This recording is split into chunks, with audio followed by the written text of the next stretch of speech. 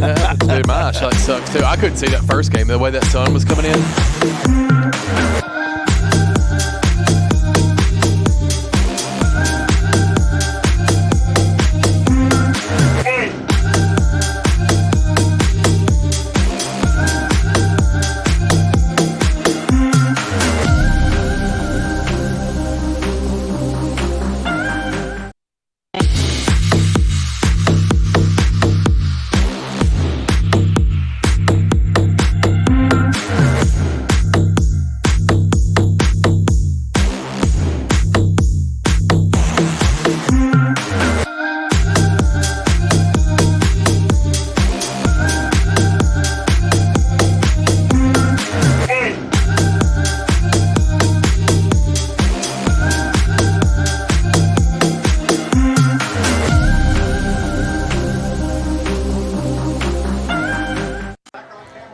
Good evening and welcome to the BallGame Blitz TV show produced by Worthy Road Studios on the USJ High School Facebook page. I'm Seabass, your announcer this evening. Chuck Walker will be the color announcer for USJ broadcast this football season.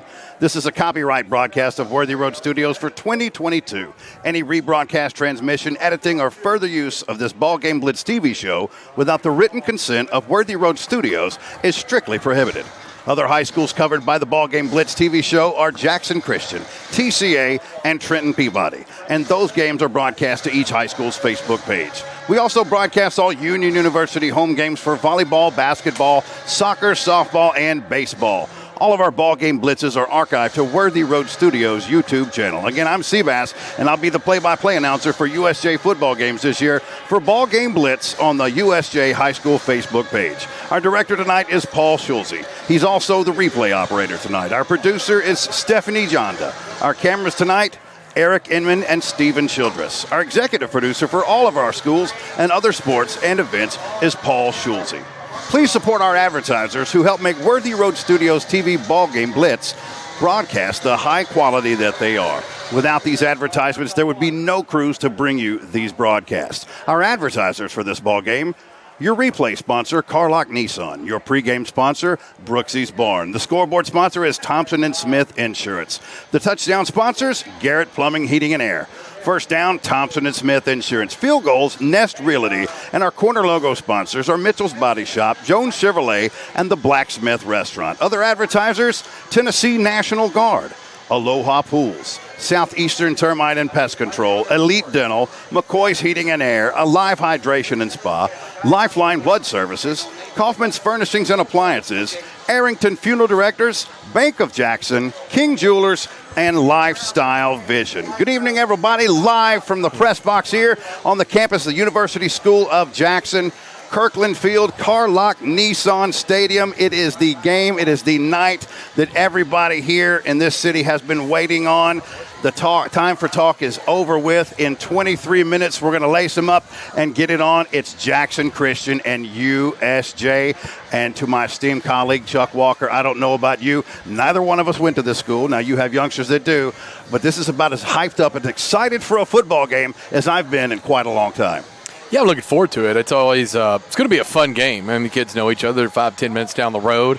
Social media makes us all really, really close. I'm sure they've had some good friendly conversations before the game has even started, so I'm ready to see it play out on the field. And this is by far the two best teams in this town, by far. And they're only separated by, just like I said, just a couple of miles. So and they competed at everything from baseball to basketball to academics to soccer. I mean, you name it. You know, these two schools, especially in D2A single A, are always up there at the top of the region. So this is a huge night. Now, on top of it being a huge night, these are also the two best teams in this region. Like, that's a real thing. It's not the two best teams in this town. It's the two best teams in this region. And whoever wins this game could give them confidence going a long, long way. And like we've talked about for weeks now, the winner of this game probably is going to win they'll at least be in the driver's seat for the rest of the season. Well, let's put it this way. That winner would have to lose twice in the region, and they've already played the team that could or could not beat them. Right. So we can, semantics, and I hear, yes, it's technically not true, but it is true. This is the region tonight. Sure. This could be playoff seeding. I mean, this game means so much to both of these teams. And I want to put this out here right now because I know that around town it seems like this would be a David versus Goliath type of matchup, but that's not what's going on here. A couple things here. First of all, there's only been one title won in the state in this city as far as high school football state titles go, and that belongs to the team across the field. Jackson Christian. USJ has been there, but they've never been able to close the deal and get a state title. They feel very good about their chances this year, and rightfully so. This team's playing very, very well right now. 4-1 on the season. Jackson Christian comes into this game undefeated. They had one game suspended because of weather in a contest that was taking place up in Columbia with Columbia Academy, so that was a no contest. But they have not tasted defeat yet. Both teams have played a couple of the tougher teams, but USJ, in my mind, their strength of schedule gets them a little bit more ready, I think, than Jackson Christian. Union City and Hardin County, both of those games, USJ split them. They won the Hardin County game. We know all about that. They lost a very hard-fought game on the road at Union City. But to me, and I was saying this last night on the cheap seats, Chuck, I feel like from some of the teams that USJ scrimmages with the likes of Trenton Peabody, having played South Gibson, Union City, having played Trenton Peabody in a scrimmage, and of course Hardin County right here on this field 2 weeks ago. I think that prepares you for anybody that you might see physically in this classification, regardless of if it's here tonight or anywhere in the state. And I don't think that was by accident. I think Michael Strapp did that to get his team ready for what was coming, and I think it was the right move. They're definitely prepared for really good, big offensive, defensive lines. They're really, really good, prepared for that. They're also really prepared for the run. Cam Boyd is a lot of the talk for the Eagles, and he's a heck of a player. They are prepared for that. And you got to play who's in your region. You know what I mean? Some teams are going to be better than others on your side of the regional lineup there. Yes, I do not know, though, that we have seen this year, broadcasting the Bruins games, if we've seen an athlete like Jalen Mosley. We saw him last year when he was just a freshman, and I was like, holy smokes, that kid stands out. Where's he going to college next year? You know where he went to college next year? Sophomore at Jackson Christian. He is an unbelievable athlete. I cannot imagine he has gotten anything but better over the year. So that's going to be it. He's going to be the wild card factor. I'm really looking forward to seeing Mr. Do-It-All, Jace Barksdale, line up against Jalen Mosley tonight. We'll talk to our sideline reporter, George Tennyson, here in a little bit. But, what's interesting is the way these teams kind of mirror each other in their situation. Look, there's a lot of really good players to choose from, but I think that we probably would agree that the two best players on this field tonight are both underclassmen. You mentioned Jalen Mosley, who's a DB, who is a special teams guy, who is a wide receiver, and his counterpart tonight, a junior, who's a wide receiver, a DB, and a special teams dynamo as well, Jace Barksdale and Jalen Mosley. So I think it would be, it wouldn't be ridiculous to say that the winner of that matchup goes a long way into determining who wins this matchup. But do you envision a scenario in which Coach Palmer and Coach Strapp both try to find ways? Look, those are clearly the two aces on the. But do you try to get them out of that matchup and a little bit more favorable matchups? I definitely do not. If I am coaching the Bruins, the Bruins, I'm gonna put him on there. The thing about it is, I'm not sure if Mosley returns kicks or not. I would imagine he does. I don't know if he does it or Cam Boyd does it. I'm not sure. I didn't see that on the film or catch it if I did. But that's the part where Barksdale's really stood out this year. But what I have been most impressed with is he has been locked down corner. It has not been Revis Island. It's been Barksdale's Cove. And I'm going to coin that tonight. I like that. It's Barksdale's Cove. He will close the entire neighborhood off and have a block party because you are not moving the ball on him. Barksdale's Cove. You heard it here first. And here's what's interesting about that. And this seems like every team that they played. You would think, people got tired to the point and they stopped testing Revis Island. We have no success. We're going to run a foul. We're going to run up and ground our ship out here if we keep trying to test this.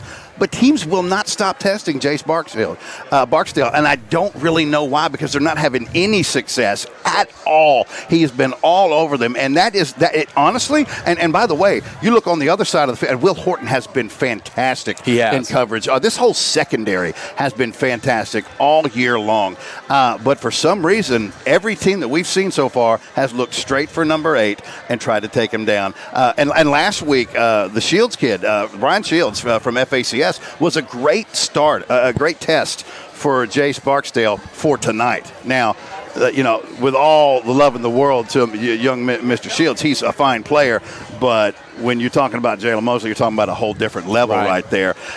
So I don't know, man. Yes, maybe the winner of that matchup has the advantage here overall, but I have a sneaking suspicion it may come down to the others in this matchup. I agree. And, unfortunately for the Bruins fans, there's a couple of key injuries tonight. Parker Barnes is out. Hayes Carney is out. Those are huge, huge losses for the Bruins, but we saw last week that other guys can step up, mainly Christian Melton comes to mind when I'm just thinking about it. He looked phenomenal. He and Brooks Jones worked so well together.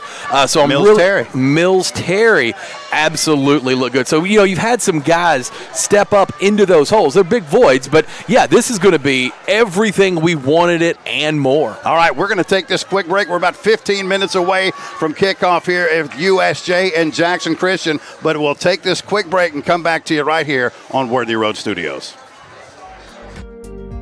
King Jewelers is not your typical run-of-the-mill jewelry store. Grover is a certified jeweler with 35 years experience. This isn't just a jewelry store. It's an iconic symbol of love. How far would you go for love?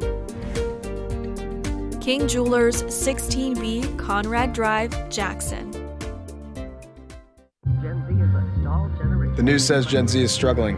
I've got news for them. I wait tables, but last week I built a field hospital. I put out a forest fire. I stopped 1,000 attackers. And a natural disaster. I've saved lives. And led a team on patrol. I serve. Well, I go to school full-time. While I work full-time. The greater the challenge, the stronger we become.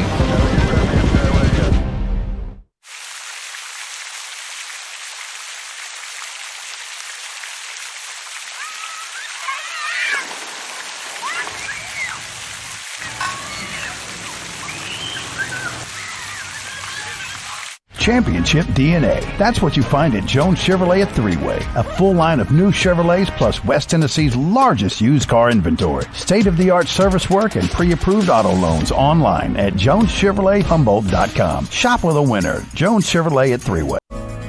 Do you want your smile to say it all? At Elite Dental Care, we'll make you and your family feel comfortable and secure with a variety of services and state-of-the-art care. We offer sedation dentistry that will make your time in the dental chair comfortable and relaxed. Come by and see our newly renovated and expanded office in Jackson or one of our other convenient locations in Trenton or Dyersburg. Trust your smile with Elite Dental Care and let your smile say it all. Football is here. Get touchdown savings at McCoy's Heating and Air. Cooler weather is coming. Tackle the season ahead with McCoy's and be comfortable this season. To get your furnace ready, we are now offering one-time cleaning for only $90. Score big. Call McCoy's and schedule your $90 cleaning today. Call 731-668-7492 or visit airmccoy.com. McCoy's Heating and Air, Jackson's most trusted team of technicians. This could be a true story. On October 3rd, a 2003 hatchback struck and killed a deer that goes by the name Buck. I know, right? He now has Buck's head proudly displayed on his living room wall. He tells a different story. Shot it. No, he didn't. And to hide his lie, he took his car to Mitchell's Body Shop. No, I didn't. Yes, he did. And lucky for him, they made it look good as new. And as for Buck, the story continues. Brooksy's Barn, locally owned and operated for 40 years in Jackson. Huge Southern buffet at its finest, or choose our drive-through window service. Look over our beautiful lake and enjoy a great meal. Come on by. We are sure you will enjoy our friendly staff and great selection of food that we have, from pork, fish, beef, chicken, not to mention lots of veggies. We also have a fantastic salad bar and a selection of scrumptious desserts. Y'all come. Welcome back here to Kirkland Field as we are about 11 minutes away from the start of this one. In just a few minutes, the captains will be meeting at midfield, and we will be out there with that for you. Now, again, this trend has held true. Every time USJ has won the toss, which, by the way, has been the last 3 weeks in a row, they have wanted that offense. I wonder if that will be the case tonight. You have a team who is every bit as electric offensively.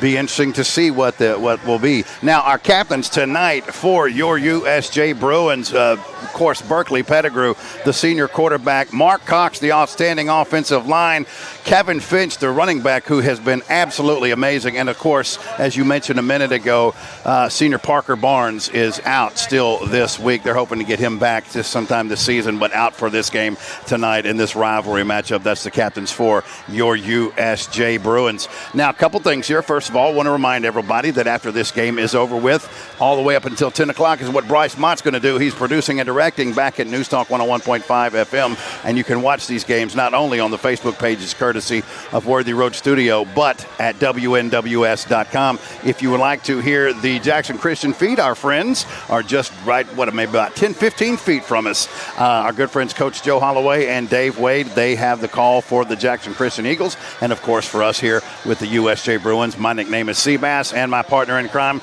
the one and only Chuck Walker. Now, there is another game in town tonight. Not quite the fanfare. But having said that, equally important to both of those teams because it is a couple of teams who are 0-5, and they're looking, and this is by far the best chance for both of these teams tonight. One of those teams is going to get a win tonight. You have an idea who that might be? I do have an idea. I'll tell you what, hold on to that, though. All right. Because it looks like we're about to get ready for the national anthem here in just a minute, and we'll do that breakdown. And the game that we're talking about is Liberty and Northside. I believe that game is at the reservation tonight, but a couple of 0-5 teams. I've got Northside in this one. I think Northside gets it done. But here's what we're going to do, because we're going to do a prayer in our national anthem. So we'll take this break and come back to you live on Worthy Road Studios.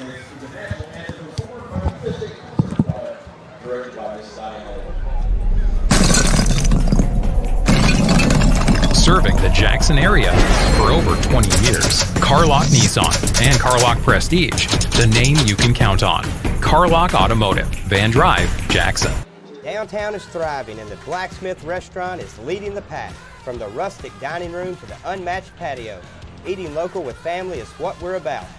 Live local, eat local, relax local. Turn to the experts. Since 1955, Garrett Plumbing and Heating has been the leader in plumbing, heating, and air conditioning service and installation for West Tennessee. A proud supporter of USJ Bruin Athletics, we are your local Carrier Factory authorized dealer. Call Garrett Plumbing and Heating, 668-3339, for all of your plumbing, heating, and air needs.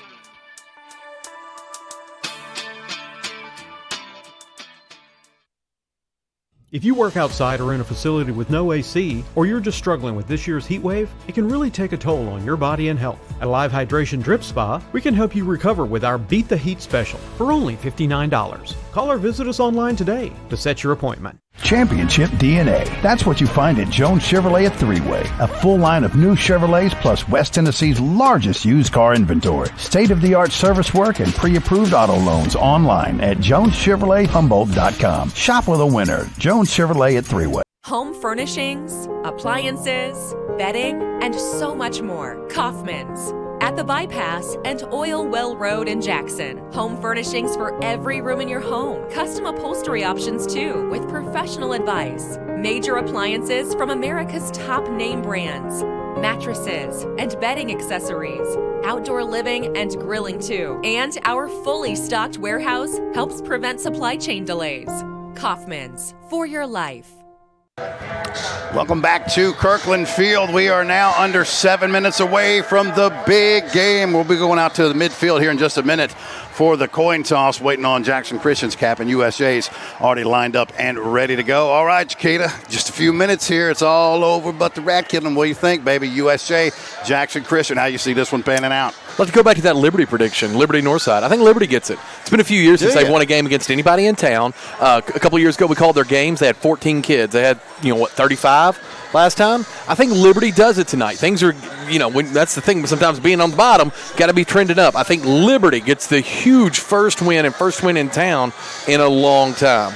I'm going to go with Northside, not to be a contrarian, but it was the 8-0 battle at Ripley a couple of weeks ago, and I have to ask myself, do I think Liberty plays Ripley to 8-0? I think the answer is no.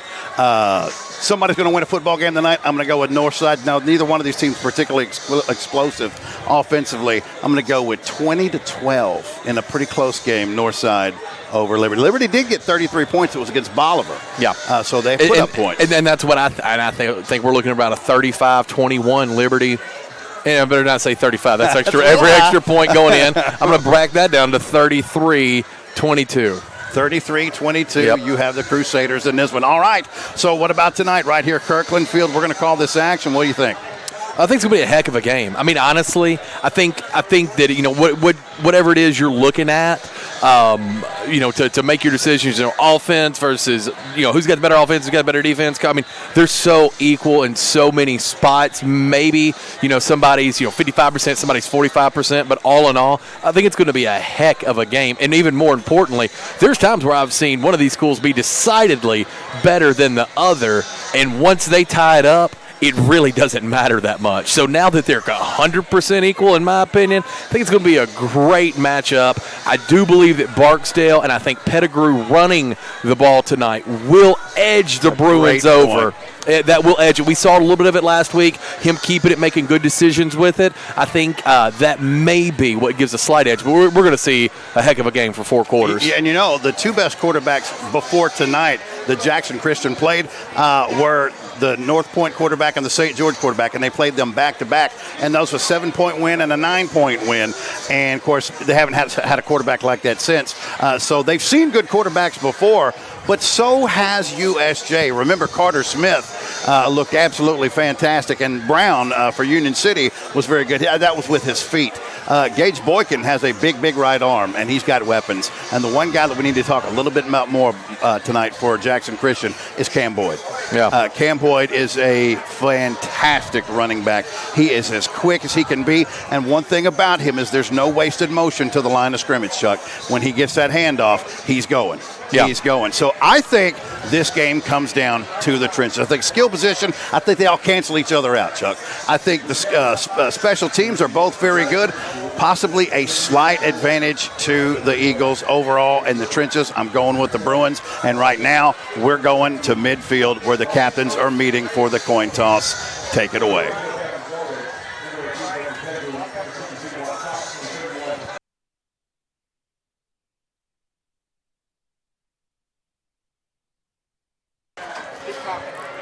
Captains tonight for Jackson Christian.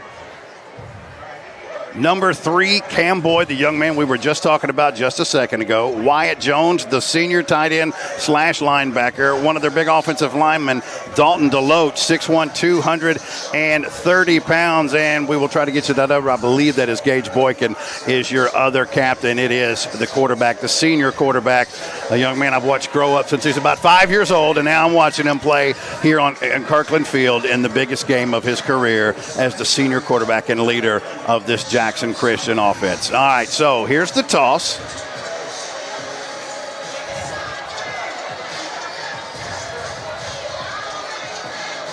Jackson Christian has won the toss, and they want to defer. So the Bruins, this is something we're used to watching the Bruins. Now, interesting point, the Bruins won the toss last week but did not have the first possession because FACS, if you remember, onside kick to football, and the Crusaders recovered it, so they actually didn't end up getting the first possession. They will tonight, barring the same thing happening once again. So the USJ Bruins, their offense will start things off tonight. Again, we'll be talking with George Tennyson, our sideline reporter, and at the half, he will have a word with Coach Strapp as well at the end of this one.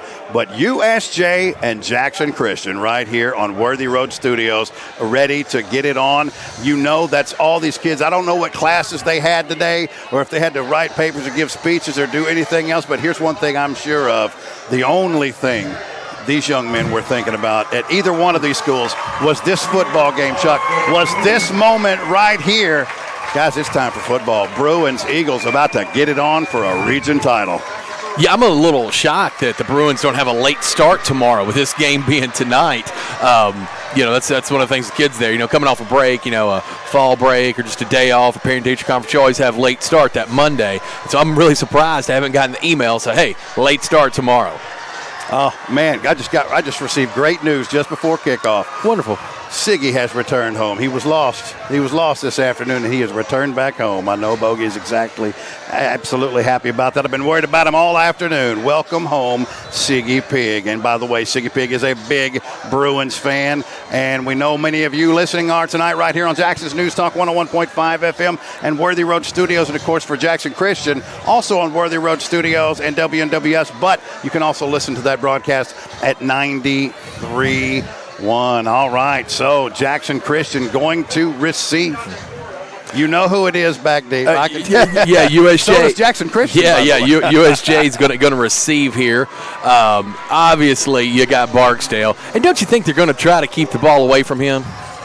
I would. I would too. Now, here's the thing. Zach Cisco has a monster right leg, and he can put it in the end zone. I saw him hitting some 45-yard field goals, before the game started when I was walking up. I mean, just banging them through. Looked like Charles Campbell in Indiana last week. Yeah, Zach Cisco's got a big leg, so we'll see if the Bruins even get an opportunity to return it. It is time. Here we go. Here's Cisco's kick, and it will land about halfway in that R in the end zone. That one was what they call a no-doubter, friend.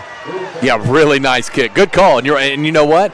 Kicked that one hard, but he can kick with accuracy, too. I was really impressed. I was like, is this like a coach kicking or something? Like one of these guys who kick in college? And it was him. By the time it crossed the middle of that red ball right there, you already knew that ball was going to be spotted at the 20-yard line for sure. So here we go, baby.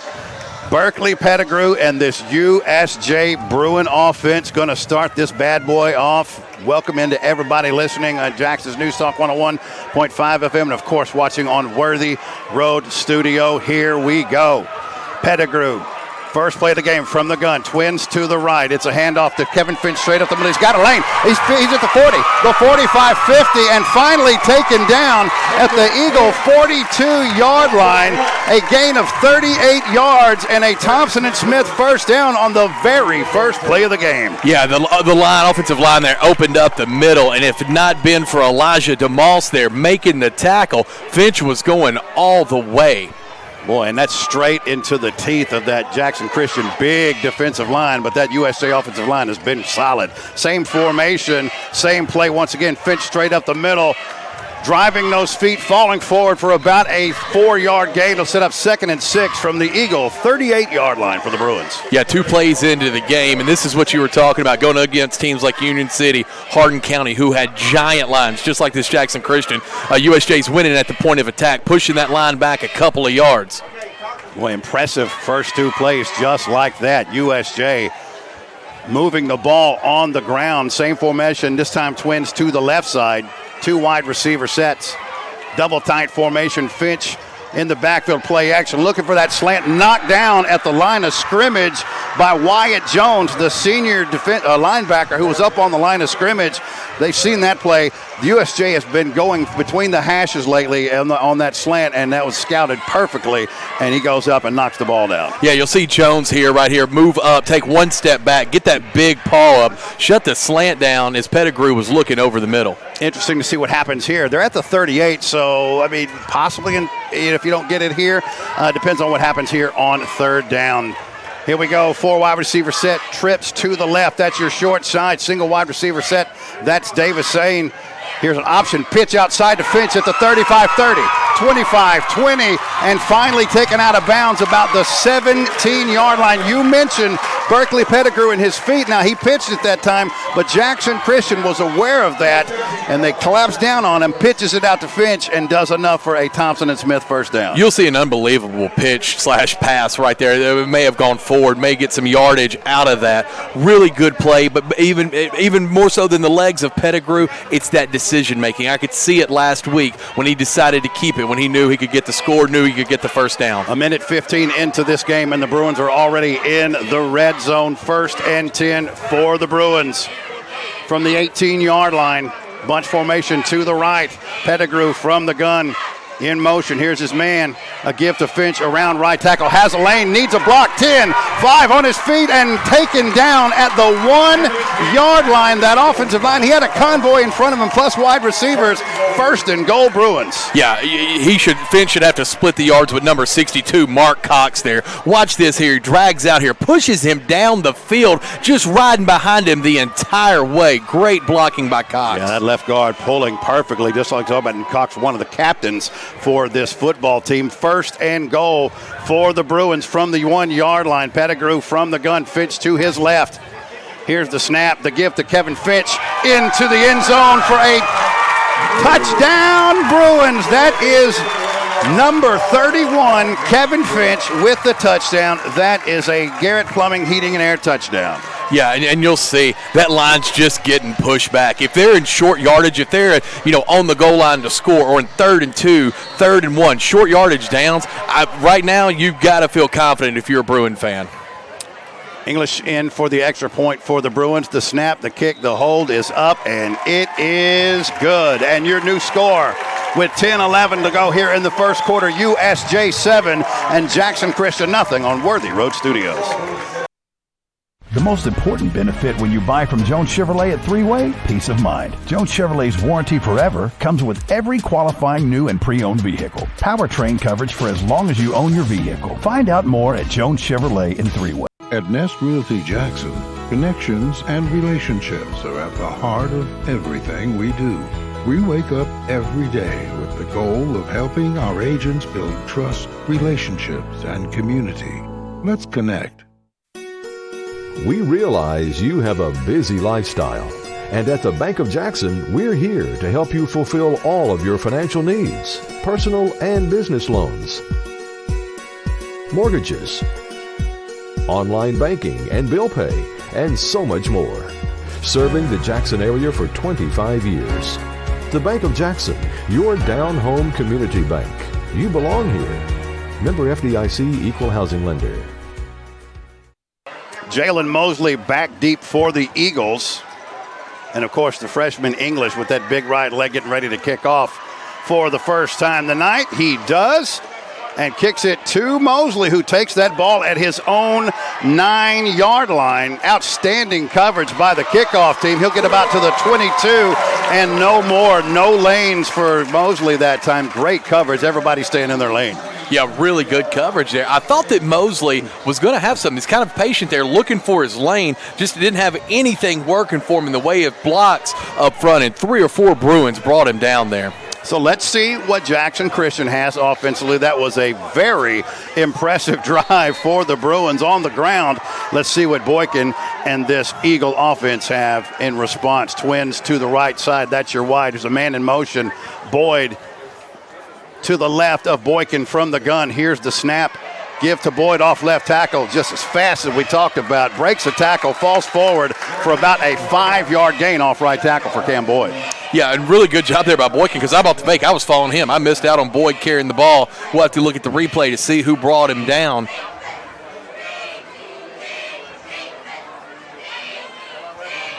Yeah, I couldn't get a number there. It looks like Brooks Jones in on it, at least for the cleanup, if nothing else. 2nd and 4 for the Eagles from the 29-yard line. Backs to either side of Boykin. Here's the give to the left side. Sweep outside. He needs a lane, and he's got it. 40, 45, 50, 40. It's a foot race. 30, 20, 15, still on his feet, and Jalen Mosley has set sail for 71 yards, and just like that, the Eagles respond. Yeah, big run by Mosley there. Look at the block by Boyd, though, coming out of here, running with him, leading him. Not a big man, but not afraid to clear a lane for Mosley. And then once he turns on the Jets, even Barksdale's has a hard time catching him. And really all he had to do, and that's what he did, he got in the way. He got in the way of the defender, which is all he needed, and Mosley showed you the rest, the Jets from there. Just like that, lightning has struck. Cisco in for the extra point for Jackson Christian. The snap, the hold, the kick is good right down the middle. And your new score with 9:18 left to go here in the first quarter is USJ 7 and Jackson Christian 7 on Worthy Road Studios.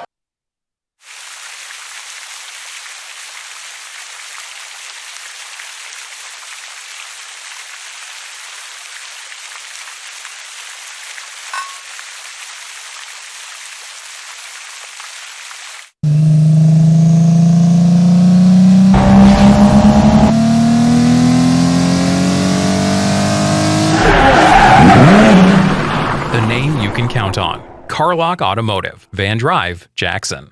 Do you want your smile to say it all? At Elite Dental Care, we'll make you and your family feel comfortable and secure with a variety of services and state-of-the-art care. We offer sedation dentistry that will make your time in the dental chair comfortable and relaxed. Come by and see our newly renovated and expanded office in Jackson or one of our other convenient locations in Trenton or Dyersburg. Trust your smile with Elite Dental Care. And let your smile say it all. Cisco with the kick. I'm not even going to bother. I'm not even going to bother. Almost the exact same location, by the way. More height on that one, more air under that one. But this could be a game of touchbacks tonight. Oh, that's a legit leg. You got two guys going at it with a legit leg. Is Cisco a senior? Cisco, or is he a junior? I know he's an upperclassman. He is a junior. Okay, yeah, man. I mean, both these, English as a freshman, Cisco as a junior, they are kicking the tar out of the ball. Younger brother of former Jackson Christian wide receiver Will Cisco.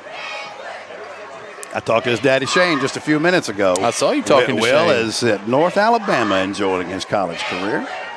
Okay, here we go. Second drive for the Bruins, looking for an answer for their answer. Three wide receiver set, twins to the right. Here's Finch off left tackle, bowling over a defender and falling forward for about a nice 5-yard gain.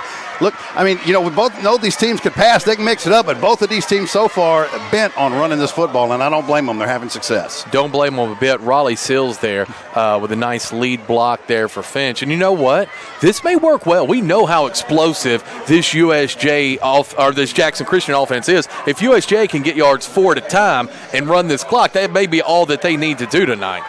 Second, and I'll call it a long 5 for the Bruins from their own 25-yard line, tied at 7. Here's Finch once again straight up the middle. He's hit 2 yards past the line of scrimmage and stood up right there. Looked like he was going to pick up that first down. He'll get a decent gain. It'll be 3rd and 2. But what a stop by the safety coming up and making that tackle. Yeah, Trent Carrier there came in and hit hard. Really, after, stopped the first down. Otherwise, he would have gotten right through there. Oh, if he doesn't do that, he takes a step, and it's going to be a foot race between him and Mosley, which, I don't know if I might go with Mosley on that one. There's not going to be many people going to catch Kevin Finch, but Mosley might be one of those. So here we go. Big 3rd down here. 3rd and a long one for the Bruins from their own 28.5-yard line. 5-man front across for the Eagles. Here's your man in motion. That's Barksdale. Here's the snap and the give to Finch off left tackle. He'll have the first down, driven back, but not before forward momentum gets him to about the 31, and good enough for a Thompson and Smith first down. Teams are hitting hard tonight. Finch got it, but he got pushed back 5 yards after his forward momentum took him there. These guys are hitting each other hard when they get the chance. Well, they are, and now it's just about playing football. Now it's just about playing football here. Were you one of those types you needed to get the first couple of licks out of the way? You needed to taste a little blood on your lip to get going, or did you just wake up? You've never met a football player that's not. Doesn't matter how much they hoop, holler, dance, and all this. Those butterflies are there till you make first contact. Doesn't matter how much better you are than your opponent. Here we go, 1st and 10 for the Bruins from their own 31-yard line. Twins to the right. It's a drive straight up the middle, but this play will be blown dead. What do we got? Yeah, that's going to be a false start, I believe, on Jake Barksdale. I believe he moved a little bit early. I saw it there in the slot. I think they found it from the other side of the field, which is surprising. And that's exactly the case. False start. Bruins will back it up 5 yards and operate from their own 27, 1st and 15. Definitely not what you want if you're a Bruins fan right now. That's a big 5 yards against you. We always talk about Jackson Christian's offense, but their defense has had a lot of low-scoring games. They've not allowed tons of points. 1st and 15 for the Bruins. Trips to the wide side. That's your right. Give once again to Kevin Finch straight up the middle. Not a lot doing. Keeps those feet moving, and he'll end up picking up about 2 or 3 yards up to the 30-yard line, setting up second and about 12. And you can live with 2 yards, 5 yards, 3 yards, 8 yards. You can live with that. You can't live with it when you get a 5-yard penalty, though, and you got 15 to get a first down. Yeah, so behind the sticks a little bit here. Has the other team put the ball in the air yet? I don't think they have. We haven't seen either team, have we? Yeah, yes, we have. The slant was knocked down. We saw the slant knocked down. Absolutely right. Correct. But no completed passes, at least. But it's weird because we're only 5 minutes into this game. But Chuck said we're over here till 11. All right, here we go. Bruins option to the short side. Pitch to Finch. It's behind them, and it's on the ground. And we'll see who has it. As a fight for the football, but that pitch was behind the running back, and they still haven't said. Now they will. They will, and they will say that the Eagles have the football. The Bruins have turned it over deep in their own territory, and the Eagles are going to take over. Chuck, 1st and 10 at the Bruin 26-yard line. Sometimes you live and die with momentum. Just a little bit behind Finch there was Pettigrew with that pitch, and the Eagles are there to fall right on that huge swing of momentum. And that was to the short side that time. Yeah, they haven't really tested this secondary on the third level here. Let's see what the Eagles offense does now with this great field position. And that is not Boykin in the gun. That's actually, we'll get that in just a second. The ball's on the ground trying to get back to the line of scrimmage. That was actually Elijah DeMoss who was in at quarterback that time. And it wasn't really a Wildcat formation, but let's see if Boykin comes back in. Yeah, I would imagine you'd see Boykin here. DeMoss had a little bit trouble handling that snap. Which was a clean snap that hit him. It was, hit him in the hands. You know, I would have think we'd have probably seen a run there. But I like Coach Palmer mixing it up there. I like that call. 2nd and 12. It's a loss of 2 for the Eagles at the Bruin 27-yard line with 5:53 left to go in the first quarter of this football game. Boykin from the gun. Boyd to his right. Here's a give to Boyd off left tackle, needs the edge and gets it, just runs right around the defense and out of bounds at the 10-yard line. It wasn't particularly bad defense. Boyd just literally outran him to the edge. Yeah, he got the edge there. They didn't set it. He gets around it. He moved up. You'll see Mosley blocking downfield, but huge run by Cam Boyd. And he's hard to see behind that line sometimes. Wallace is going to have to take a little bit more of an angle simply because now normally it would have been the right angle. But because of the speed of Boyd, he literally just read around it. Yeah, you're going to have to set the edge good tonight on the defense against Cam Boyd. And Mosley, depending on what package they line him up in. They'll say he stepped out at the 13-yard line, so 1st and 10. The Eagles can still pick up a first down. Twins to your short side. That's DeMoss, and now Mosley in motion on the jet sweep. Keeps it, gets it, cuts back against the grain. Should have been nothing. Ends up making it up at about 5 or 6 yards. Well defended by the Bruins that time, but the athleticism of Mosley shining through here on the cutback. You know, Mosley's been brought down twice tonight. Once on a kick return and once right there. Then he scored the other time he's touched the ball. But what you're noticing is it takes 2 or 3 Bruins to get him down. And if you notice, the reason I called it on the just because he took it out of the hands of Boykin. You see that? It wasn't one of those little pops. He literally took it from the hand of Boykin, so that's not a pass. 2nd and we'll call it 5 from the 8-yard line for Boykin and the Eagle offense. Here's the give.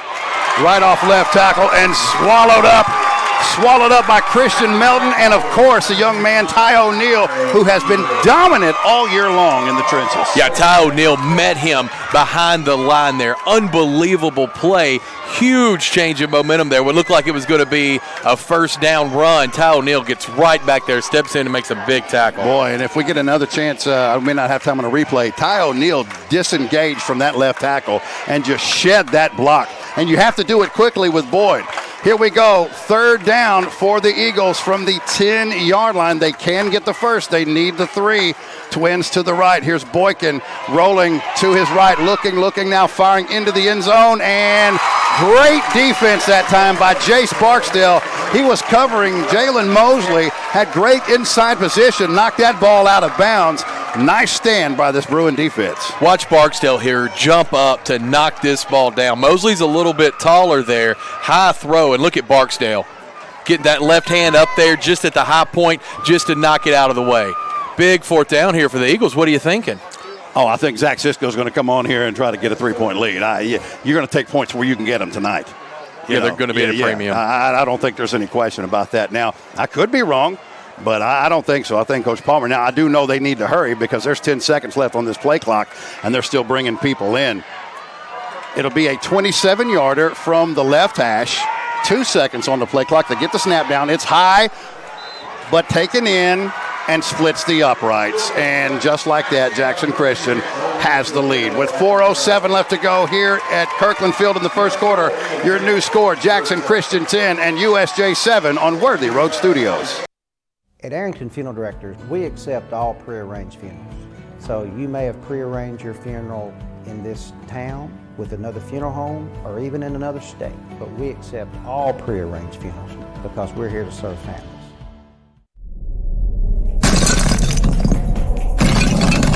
Serving the Jackson area for over 20 years. Carlock Nissan and Carlock Prestige, the name you can count on.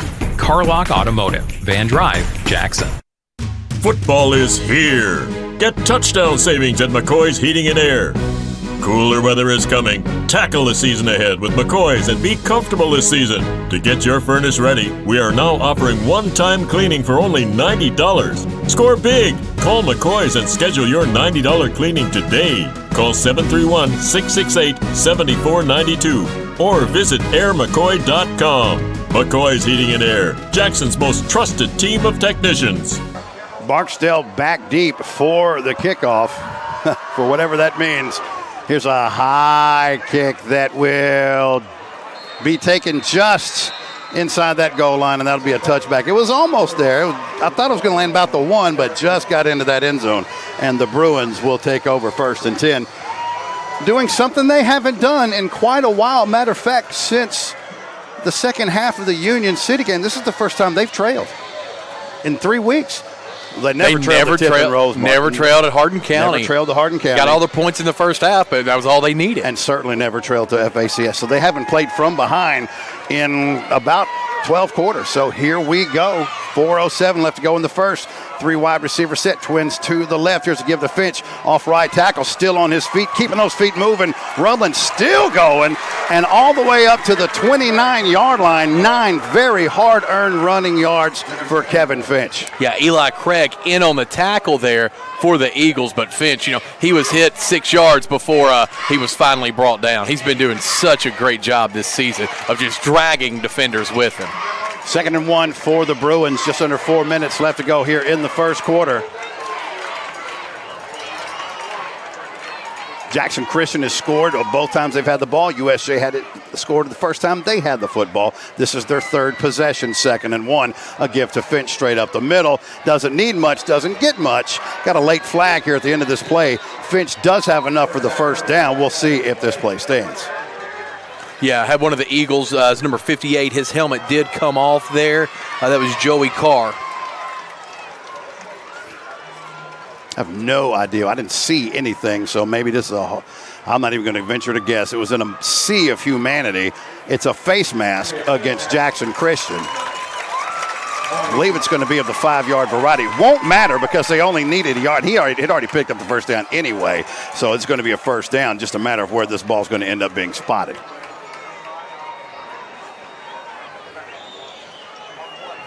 Because Carr's helmet came off, he's got to come out of the game for a play. See, when I saw him, I thought maybe somebody got some hands on the face and ripped that off. Right. But that was not the case. The face mask is against the Eagles. Sometimes those rivalry games can feel that way. Those accidents can happen.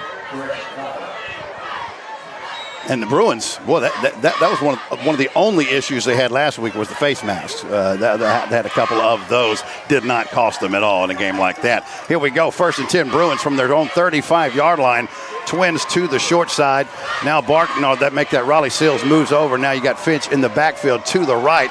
It's a handoff to Finch off left tackle. Out more. He's got space. It's him and Boyd. It's a foot race. 40, 30, and finally taken down at the 25-yard line.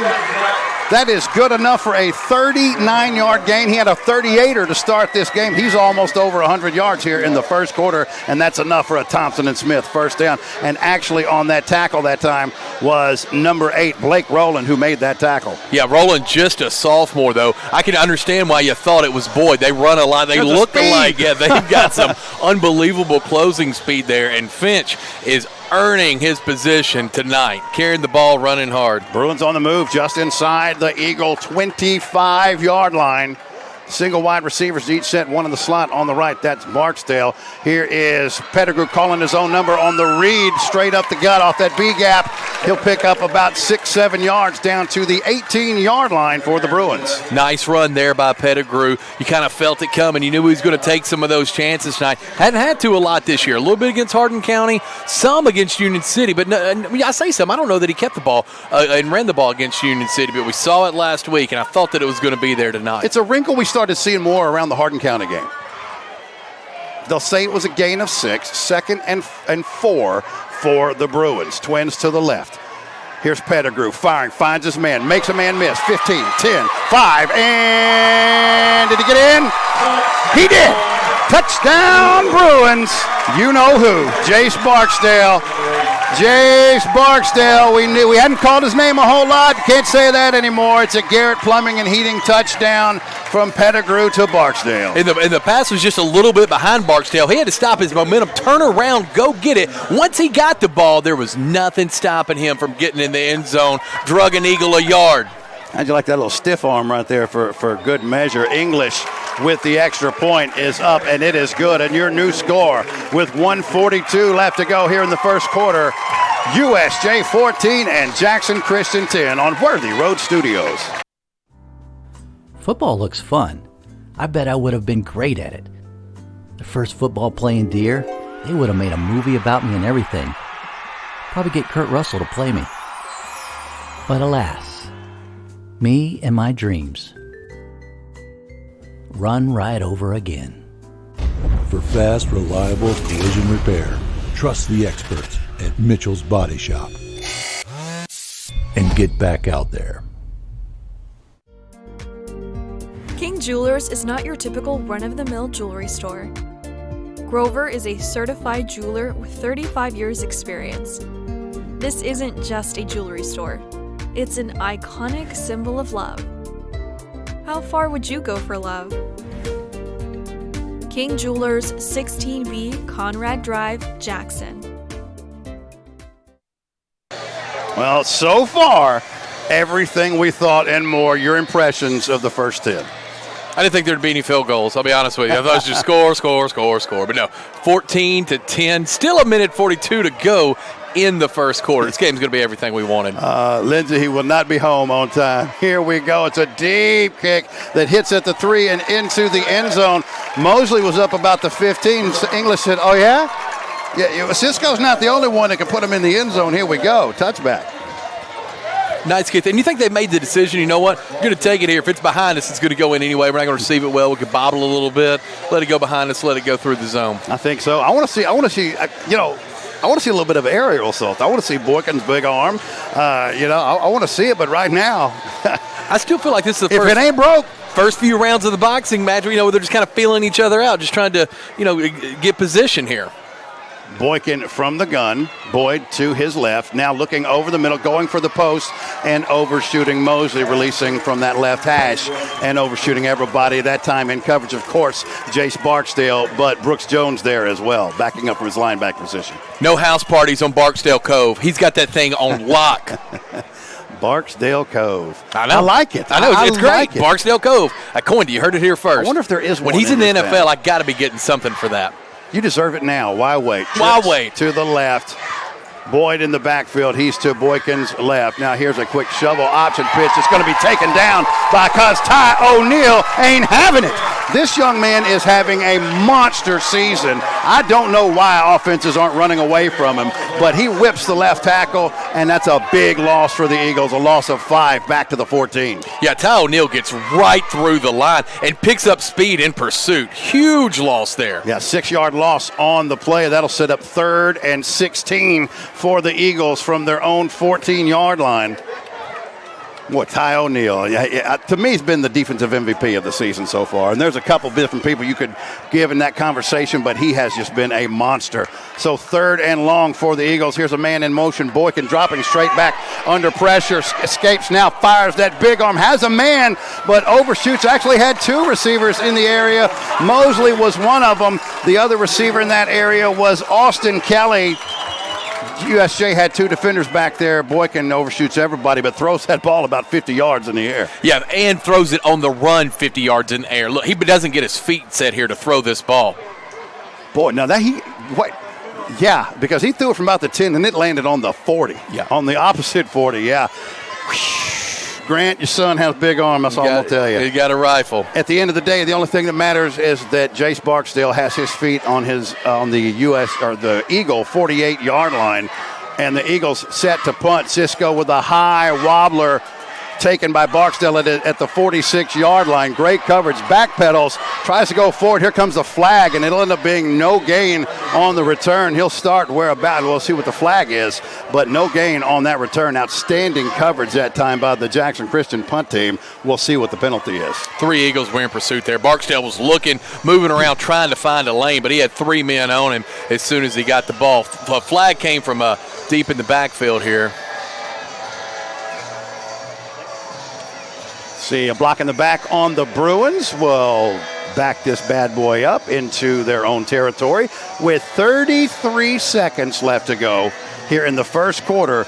This will be the 4th possession for the Eagles. That's a lot for the Bruins, excuse me. That's a lot of possessions in one quarter. Yeah, I see that play that you're talking about. Yeah, maybe on number 4 there, maybe. I'm not sure. Or maybe 7 on the block. Yeah, McMillan. Yep. It's close. Only 3 numbers off. You probably not have Jackson Strap in there to block. Your backup quarterback. Fair you may enough. not be on special teams. Hey, fair enough. Why not have your freshman backup quarterback in there on punt return?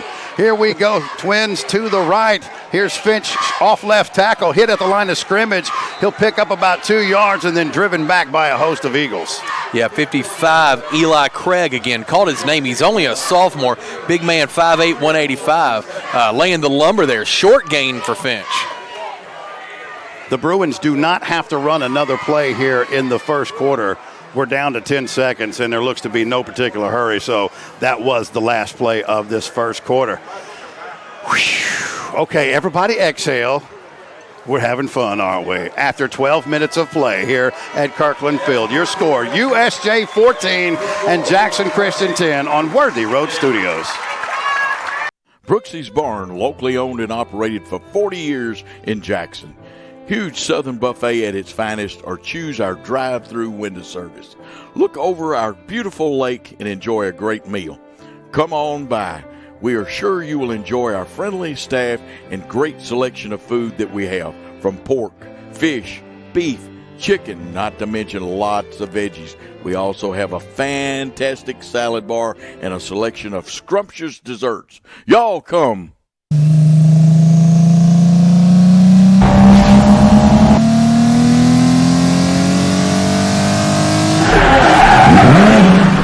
The name you can count on. Carlock Automotive, Van Drive, Jackson.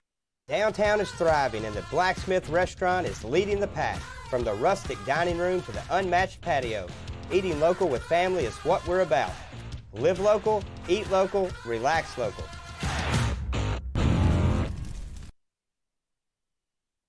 All right, so as we begin second quarter play, Bruins will begin with the 2nd and 7 from their own 47-yard line, leading the Eagles 14-10.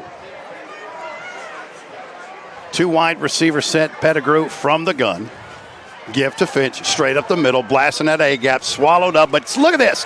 Keeps his feet moving. Let me tell you something about Kevin Finch. He'll come about a half yard short on that play, but let me tell you something. I'm going to try to get the number of this. He took on Cedric Anderson. Cedric Anderson is 6'2", 330 pounds. Watch this, Chuck. Now, Anderson swallows his man up, grabs him, holds him up, but look at Kevin Finch, who's given up 150 pounds. Pulls the big man another 5 or 6 yards. Yeah, normally if you pull an eagle that far, you'll get arrested. Finch got it for almost a first down. Not bad work, sir. Not bad work.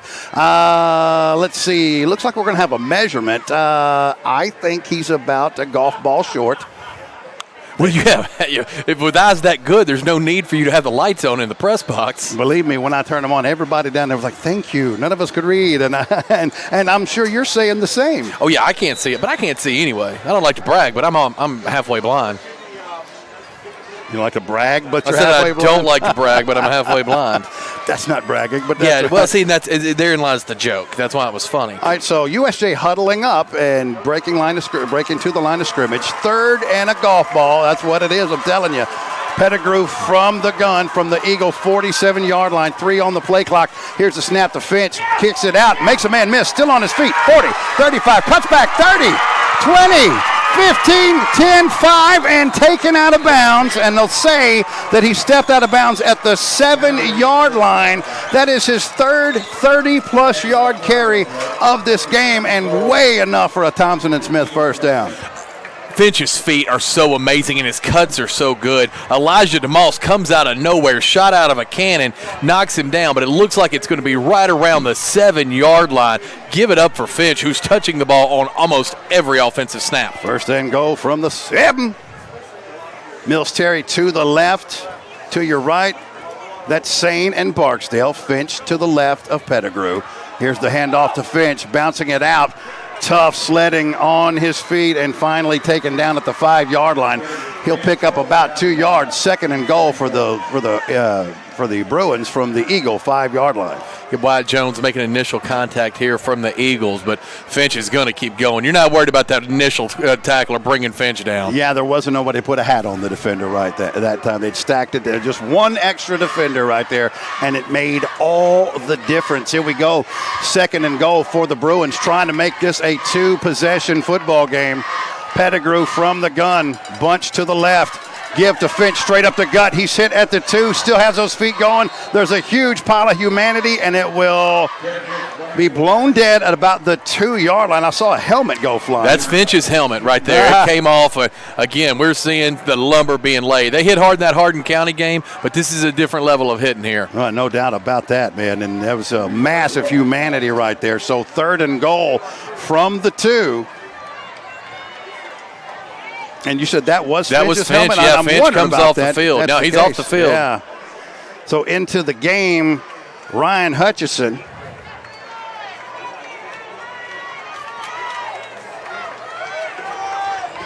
All right, here we go. 3rd and goal for the Bruins from the 2-yard line. Pettigrew with the snap. Give off of right tackle, cuts back into the end zone, and did he get in? He got in. He got in, ladies and gentlemen. That's Noah Spencer with the touchdown. Scratch that, make it a Garrett Plumbing and Heating touchdown. Watch the line open up right here, right there through that B gap. Noah Spencer comes in, finds the hole, keeps his head down low. Only a sophomore running like that. Huge touchdown for the Bruins. Mark Cox with that lead block. This time on for the extra point is Cooper Sykes. The kick is up, and it is good.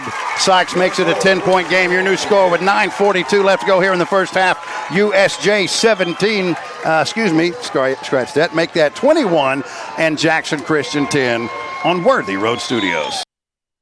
Thompson & Smith, the area's premier independent insurance brokerage, has been serving families and businesses in the region through its founding companies since 1927. With their many insurance company partners, Thompson & Smith provides insurance products for family, home and auto, contractors, retailers, restaurants, manufacturers, medical and dental clinics, as well as any other business or organization seeking quality coverage, risk management expertise and customer-focused service. Call them today to discuss your insurance needs.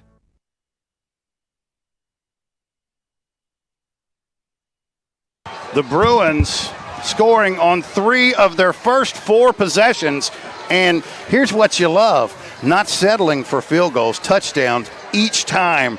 Bruins with a 21-10 lead, 14 straight points. Moving the ball really well in the air. Finch doing it all. And what about on a 3rd down? Hey, we need a score here. Sophomore Noah Spencer comes in and cashes in for the Bruins. Look, Bass, there's a little Bruin cheer camp. Oh, it's on tonight, y'all. Here is a high kick backing Mosley up. It hits his hands in the 3, but slips through him and goes into the end zone for the touchback, and the Eagles will begin possession at their own 20-yard line. We've seen one kick return on the opening kickoff that the Bruins had after their score to Mosley, and every other kickoff that we have seen has been a touchback. Every single one. You got a little wind coming in on you? Yeah, they took me roster. Look, I'll show you a little trick. You can fold it up like this. You just hold it in your hand the whole time. You That flip up and seems down. fair, but I got massive hands. They'd get lost there. Your hands? Twins to the no, the roster. Here's Boyd on a counter, nearly taken down to the backfield, but still on his feet. He'll fall forward for about a 5-yard gain. That should have been no gain, but Cam Boyd kept those feet moving. He's not the biggest catch you've ever seen, but he is fast and he is powerful. Yeah, Cam Boyd doing his best Kevin Finch Jr. impression there. Looked really good going up here. Yeah, he was hit, should have been down. Turns that into a 6-yard gain. 2nd and 4 for the Eagles, trailing by 11 with 9:11 here to go in the first half. Two backs in the backfield. Here is a give off the right side. He has the first down and more, on his feet, still going, and finally taken down at the 36-yard line. Nice pickup for the Eagles that time, Jalen Mosley. What was Got to find a bunch of different ways to get him involved. Jalen Mosley, just need a couple dollars in cash if you have any. I don't have any cash. There to the stretch side out there, to the wide side. I feel like anytime they're in trouble, Mosley's the guy to go to. There's a couple, literally, too. I'm not a big cash guy. Yeah, no, I understand. I'm not either. All right, well, it's a live broadcast, Cat. You just chill out for a minute. Don't let anybody in here. They will let anybody. All those Walker kids. The one and only youngest of Mr. Chuck Walker, Knox Vegas. Here we go. 1st and 10. Eagles from their own 37-yard line. Mosley in motion. Here's the give off right tackle. He's got a lane. Kicks out. And now it's a foot race. 50, 40, 30, 20. Forget about it. Sailing sail for 79 yards. That one, Elijah DeMoss with a 79-yard touchdown. Kicks it out, breaks the tackle, and then it's a foot race from there. Not a great angle that time. And Jackson Christian has pulled with the within 6, waiting the extra point. Within 5, waiting the extra point. We've seen DeMoss close in on Finch a couple of times on defense from that secondary position, that safety position. He has got some speed. Only a junior. He may be as quick as Mosley. Hope y'all didn't have the under. That's all I can tell you. Cisco is on for the extra point. It is up. Now, that will not count. That play was blown dead before the extra point. It was good, but it won't count. Was it a delay? I don't see a flag. Only a couple of things it could be for him to blow it dead. Either false start, delay a game, something, right? Now Knox is out there asking the white hat if he had a couple of dollars. My man sure did come in here. You would think that usually when you have the headsets on, on, my shirt, I'm like, "What's good, Chuck? What do you want?" When you got headsets on, you'd think it'd be a dead giveaway. I can't tell you how many people talk to us when we have headsets on. Oh, it's like the only time they want us to be. My man down here kept trying to give you one of these. He's like, get his attention. You were like reading off those 6 paragraphs we have to do to start the game. What is going on? The white hat met the players with were going off the field. Now they're coming back. Yeah, he met with Coach Darby to see. I'm not sure. I would love to tell you. I have no idea here. Is the ball moving back? No penalties. The ball's inadvertent whistle, back.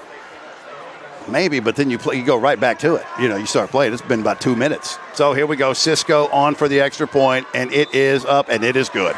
So with 8:10 left to go here in the first half, your new score from Kirkland Field: USJ 21 and Jackson Christian 17 on Worthy Road Studios.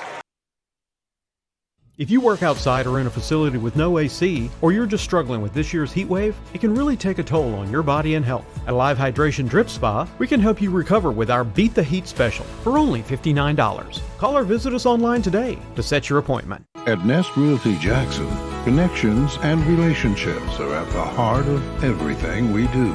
We wake up every day with the goal of helping our agents build trust, relationships, and community. Let's connect. Home furnishings, appliances, bedding, and so much more. Kaufman's.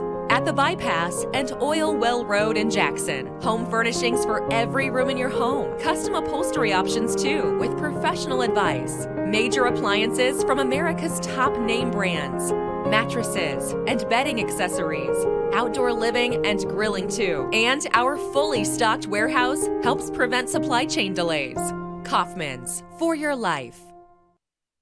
Welcome back to Kirkland Field. Don't forget, you can watch this game at WNWS.com as well as the Facebook pages of both of these schools, courtesy of the one and only Worthy Road Studio. Here's a high kick. They wouldn't kick it at the Barksdale. Taken at the 25-yard line, still on his feet, finds a seam, and up to the 40-yard line. That's Aaron Tunstall for the Bruins. Gets up to about a 15-yard return, and I'm a little bit surprised by that. Cisco can easily put that in the end zone, but and I don't want to keep it from Barksdale, but they've kept it away from him all night long. Look at this block here that Davis Sane makes on that. I don't know if you could catch it on the replay. I saw it live. He decleated an Eagle. Davis Sane is a tall, big receiver, but he blocks. I mean, he blocks better than Legos. It's a dream frame, too, you know. Thank you. You're welcome, sir. 21-17, the Bruins lead with the football from their own 38-yard line. Pettigrew from the gun. He's got trips to the left, looking for a swing pass to Finch at the 25 up to the 35 up to the 40 and all the way to the 47-yard line. That's going to be good for a 7-yard gain on first down. We'll call it a long 2, maybe 3 for the Bruins.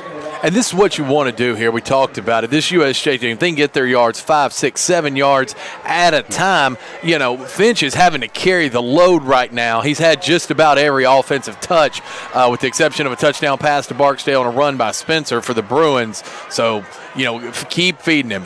You can do that and still be winning. You'll take it all day long. Here we go. Pettigrew looks for his man Barksdale. It's caught inside Eagle territory. Still on his feet, still dragging Eagle defenders, and that's actually Mills Terry, who's going to get a first down, a Thompson and Smith first down. Do we have any mustard on the play? I didn't see any. I think some of the Bruins fans felt that tackle may have been a little late there. Really nice reception. Number 5, Noah Spencer. Oh, yeah, same guy that got the touchdown run a few minutes ago. Catches them big first down for the Bruins. That's scratch that. You're right. That was Noah Spencer, the sophomore, as Chuck told you, with a touchdown to his credit here on a carry. And now his first reception of the game. Good for a Thompson and Smith first down. Bruins on the move once again at the Eagle 44-yard line with 7:21 left to go here in the first half. Here's Pettigrew calling his own number on the read straight up the middle, and he'll pick up about 4 yards there on first down, and I'll take that all day long. And that keeps you ahead of the sticks. I'll take 4 yards. Absolutely, yeah, if you can get that. And I'll tell you, the line's still getting – watch this right here. USJ still doing a good job moving the line off the ball a yard or two to open up these lanes. Yeah, no doubt. And look, let me say this. The center for USJ right now, George Allen, he's outweighed by 100 pounds plus, you know, from that zero tech, and for the most part did a great job of latching on and keeping on his man and give him an opportunity to pick up a nice gain on first down. It's the first timeout for either team tonight. It's USJ. They'll take their first timeout, and with 6:47 left to go here in the first half, your Bruins leading Jackson Christian 21-17 on Worthy Road Studios. Buying a home is a major milestone, and at the Bank of Jackson, we want to help you achieve it. Our mortgage specialists can assist you with conventional, VA, FHA, or construction loans, as well as USDA and THDA development loans. Serving the Jackson area for 25 years. The Bank of Jackson, your down-home community bank. You belong here. Member FDIC, Equal Housing Lender. Welcome back to Kirkland Field here on the campus of the University School of Jackson. Seabass alongside Chuck Walker. Worthy Road Studio, the whole team. And let's not forget our good buddy Bryce Mott producing and directing. He'll have the post-game show that will take it to 10. He may not have much of a post-game show. He may be taking it to 10:30. It could be a while. Here we go. 2nd and 6 for the Bruins. Pettigrew looking for his man, has him. And that's, once again, Noah Spencer with the catch. Still on his feet and finally taken out of bounds. Let's see where they spot this football. They're walking back just a little bit. I think it's going to be around 13 or 14. Yeah. That's a Thompson and Smith first down. But, you know, the Bruins, a great job, a high wire act that time by Noah Spitz. They've been looking for somebody to be that complimentary every down receiver, you know. You got some big misses with Hayes Carney out. Yeah, Spencer looks great. This is the wrinkle we've been waiting on. You figured there'd be a wrinkle for this game. This looks like the first wrinkle the Bruins are unloading. So Bruins 1st and 10 from the Eagle. They'll say it's the 14-yard line. Here's Pettigrew, high snap taken, given to Finch, patient running, trying to cut it back inside. Looked like there was a hole that time to cut it back inside, but stuffed at the line of scrimmage. We do have a late flag here at the end of this play, right at the point of the tackle.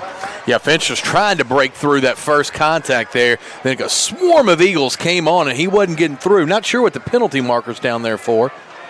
They all bunch up together. It makes it hard to see. A swarm of Eagles. Yeah, flock.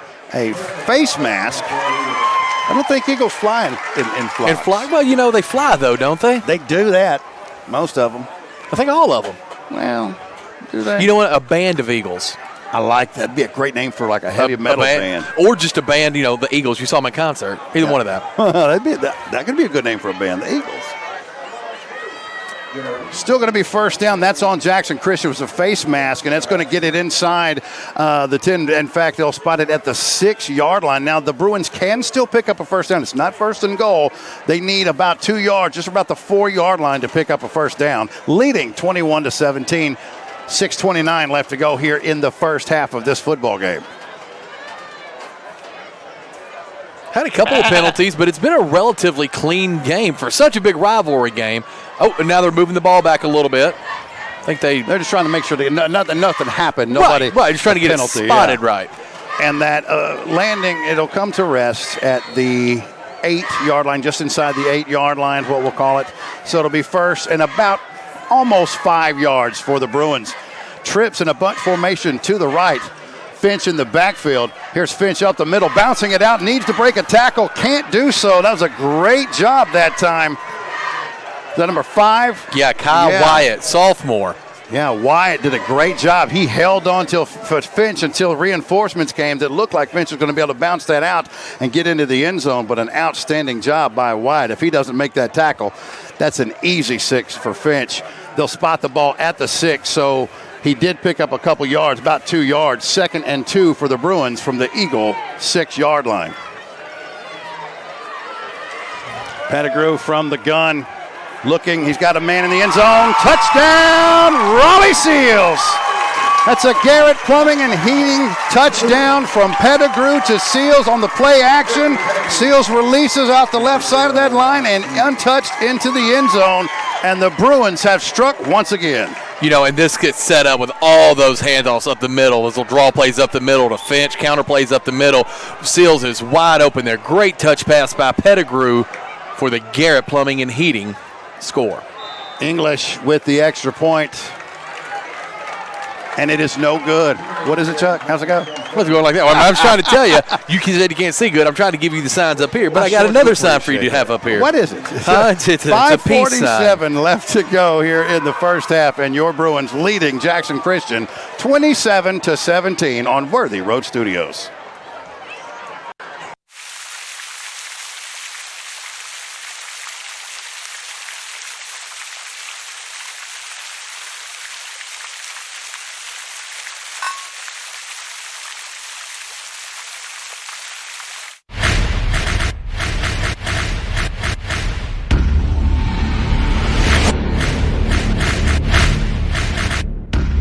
Serving the Jackson area for over 20 years. Carlock Automotive and Drive, Jackson. Boy, if you look and go back and look at the replay of this, you look, Pettigrew finds his man on the release on that left hash, and Raleigh Seals just gets a slight little shove that time, and they were so worried about Finch on the run, and you could see that, so he just kind of gave a little light shove and let Seals go by, and the DB knew it soon as he had because that ball was in the air, and there was Seals with the easy 6. Yeah, and you could see how it could happen. I mean, Finch has got to have 120, 130 yards so far this first half with still time left on the clock. He's had 3 games of 35-plus. Yeah, he's had a monster last 2 weeks, no doubt about it. None bigger than tonight, though, as a high kick taken about the 3-yard line by Mosley, bouncing it out. Needs a lane. He's not going to find it that time. A swarm of Bruins Is that 22? It's 29, I believe. That's Titus Taylor Jr. Oh. I do believe the backup running back for the Bruins getting on there and getting him down. Mosley's a fast runner, but he's really patient. Look how he looks for an opening here. Yeah, that's Taylor forcing him back inside and then taking him down all by his lonesome. Had plenty of help right there, but, you know, they're going to love that on film. You know, when they do the film, the special teams, they're going to say, all right, look what Taylor did. This is how you do that, especially against a guy like Mosley. 5:38 left to go here in the first half. Eagles with the ball from their own 23-yard line. Here is a jet sweep fumble. The ball is on the ground. I believe Boykin was able to fall on it. He was, but that's going to be a loss of about 10 yards. Yeah, and that could have been the huge momentum shift that we saw earlier for the Eagles. Bruins almost come up with it. Boykin wisely falls on it and meets a host of Bruins. It was going to be a little toss out of jet motion that time, and he was trying to get it to Cooper Banky, and I think it was a little bit behind him that time. Ball's on the ground, but the senior quarterback heavily falling on that football. They lose a cab ride, but they do keep the football 2nd and 20 from their own 14-yard line. Just under 5 minutes left to go, and USJ may have called timeout here because they didn't have a man. They had an uncovered man down here, and actually, no, it's Jackson Christian who calls the timeout. I'm a little surprised by that because they had a man free and unchecked, and I would have thought they would have snapped the ball. I don't think that they saw it. It was on the opposite side of the field as the Jackson Christian coaches, but yeah, the Bruin defender was not going to get there quick enough. That was Will Horton was running to get the man covered, but that ball looked like it was about to be snapped. That's a very unfortunate sequence of events for the Eagles. Okay, we're going to keep it right here, but a couple things here. First of all, your impressions. We got 5 minutes left to go in the half. Your impressions so far about what you thought? Everything I thought it was going to be.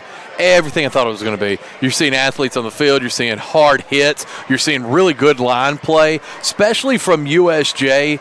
Ty O'Neal is doing his thing, but Boyd, Mosley, Boykin's arm, I mean, they're freakish talents on the Eagles. Here's what surprises me. A lot of these guys making big plays for the Eagles are just sophomores. 2nd and 20 for the Eagles. Here's the snap, give to Boyd, trying to get the edge, and is swarmed by a host of USJ defenders. Of course, Ty O'Neal's in there, but here's the name we hadn't called tonight, but he's been busy all season long. Sam McMillan in on that tackle as well. Yeah, McMillan actually shutting the edge down there, allowing O'Neal to come in and make the hit. Really great play, and that's where you got to win. If they can get around the edge and that thing doesn't get set, that's where Jackson Christian can beat you with this run game. Loss of about 2, 3rd and about 25 for the Eagles. They need the 33-yard line. Here's Boykin looking for his man downfield. He's got one-on-one.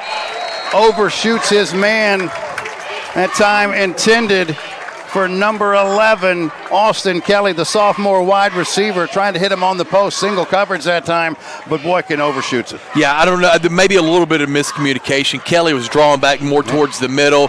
Boykin threw it out. It wouldn't have mattered. He was 8 yards past him anyway on that throw. I'll tell you what, and of course Horton on that coverage, but if he's able to lead him a little bit more, throw it a little closer to that left hash, he's going to run under that football. You got yourself a big play. In the meantime, Jackson Christian going to punt from their own end zone. It's a low wobbler that'll hit at the 33, and wisely Barksdale lets that ball roll. And it will finally come to rest just shy of midfield. The Bruins, with 4:02 left to go in the first half, will take over this possession inside Jackson Christian territory, leading 27-17. What do you think? More Finch here, more ground game? You looking for the big strike? Look, Jackson Christian has scored on the big strike plays. USJ has done both, but they put drives together, more sustained drives a little bit more than Jackson Christian has. Yeah, this ball's on the Bruin 49 3/4 yard line here, right directly at midfield. I would like to see them eat up there's 4:02 remaining. I'd like to see a 4-minute touchdown drive. I'll take a 15-second touchdown, but I like what you're thinking. Here we go. Pettigrew, straight drop back, looking across the middle. Now fires on a wheel route, has his man in, taken in by Jace Barksdale. An unbelievable catch. Great throw by Pettigrew. One-on-one coverage. Barksdale beats his man, goes up, gets the Thompson and Smith first down. What a connection from Pettigrew to Barksdale for a gain of 31 yards. This is Ali Frazier. This is Tyson Lewis. This is whoever you want it to be. That's Mosley and Barksdale, with Barksdale getting the victory on that pass there. You know, we said other people would have to play a role in this game, and they have. Barksdale has a touchdown already, but that was a monster play. Bruins on the move at the 21-yard line. Here's a give to Finch straight at the middle. He is absolutely swallowed up by the big man. We told you he's got size, and he's got it, and then some. Junior Cedric Anderson, 6'2", 330 Bills, swallowing up Finch. Very nice tackle. Very nice tackle there. He had him wrapped up, and he fell straight down with him. And when you're that size, you can do it. That's a big dude. It's a big boy clogging up the lane, That is a big doing his thing. old dude right there. No gain is what they'll call it. 2nd and 10 for the Bruins. 3 minutes exactly left to go here in the first half. Single wide receivers to the right. That same to your right. Barksdale to your left. Now man in motion falls in the left slot. Back in motion once again. That's Barksdale. Now Pettigrew. Play action, rolling to his left. Dumps off to his safety valve at the 25. Not much doing that time. He'll pick up.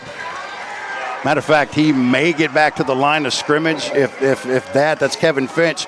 The safety valve that time very well sniffed out by this Eagle defense. Really good job here for the Eagles to shut this down. Really not a lot going. Couldn't find a man anywhere down the field. Really good zone coverage there. Right on the brink of field goal. You think, see, right here it would be a 39-yarder. It's tough, you know, you'd want to talk to English. Where does he like it on the field? Maybe in the middle. You know, you've been able to get 3 or 4 yards at least almost on every carry by Finch here. Of course, we're assuming they can field. They may go for it here, depending on where they are. Here we go. Pettigrew, 3rd down and 10. Dropping straight back, looking, firing. Has a man wide open at the 13-10 and untouched into the end zone for a Garrett Plumbing and Heating touchdown. How in the world do you lose Jace Barksdale? He was all alone on the right half. And I wanted him to hit Finch here. You'll see Finch wide open too. I'm like, Finch is open, Finch is open. No thank you, Pettigrew said. I'll have the touchdown toss to Jace Barksdale. If we can get that replay one more time, I'm trying to see if Mosley ended up getting picked by one of those linebackers, and I think that's what may have happened. We won't have the replay. Cooper Sykes in for the extra point, and for the second straight time, the extra point is no good. You hope that keeps it a 2-possession game. So your new score and here we go, by the way, there's Mosley. He gets picked by the linebacker on the drag, and that's why Barksdale was so wide open. Got picked by his own man there. Your new score with 1:47 left to go in the first half. USJ 33 and Jackson Christian 17 on Worthy Road Studios. Do you want your smile to say it all? At Elite Dental Care, we'll make you and your family feel comfortable and secure with a variety of services and state-of-the-art care. We offer sedation dentistry that will make your time in the dental chair comfortable and relaxed. Come by and see our newly renovated and expanded office in Jackson or one of our other convenient locations in Trenton or Dyersburg. Trust your smile with Elite Dental Care and let your smile say it all.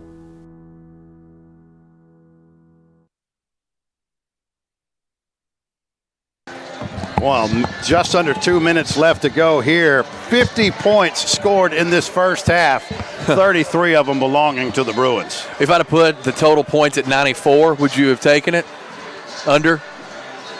I mean, because we're at 50 the first half. I mean, you would have to. Of course you would. But we're at 50 the first half. Proud. That's just a monster number for sure. Plus, both these defenses have been good all year long.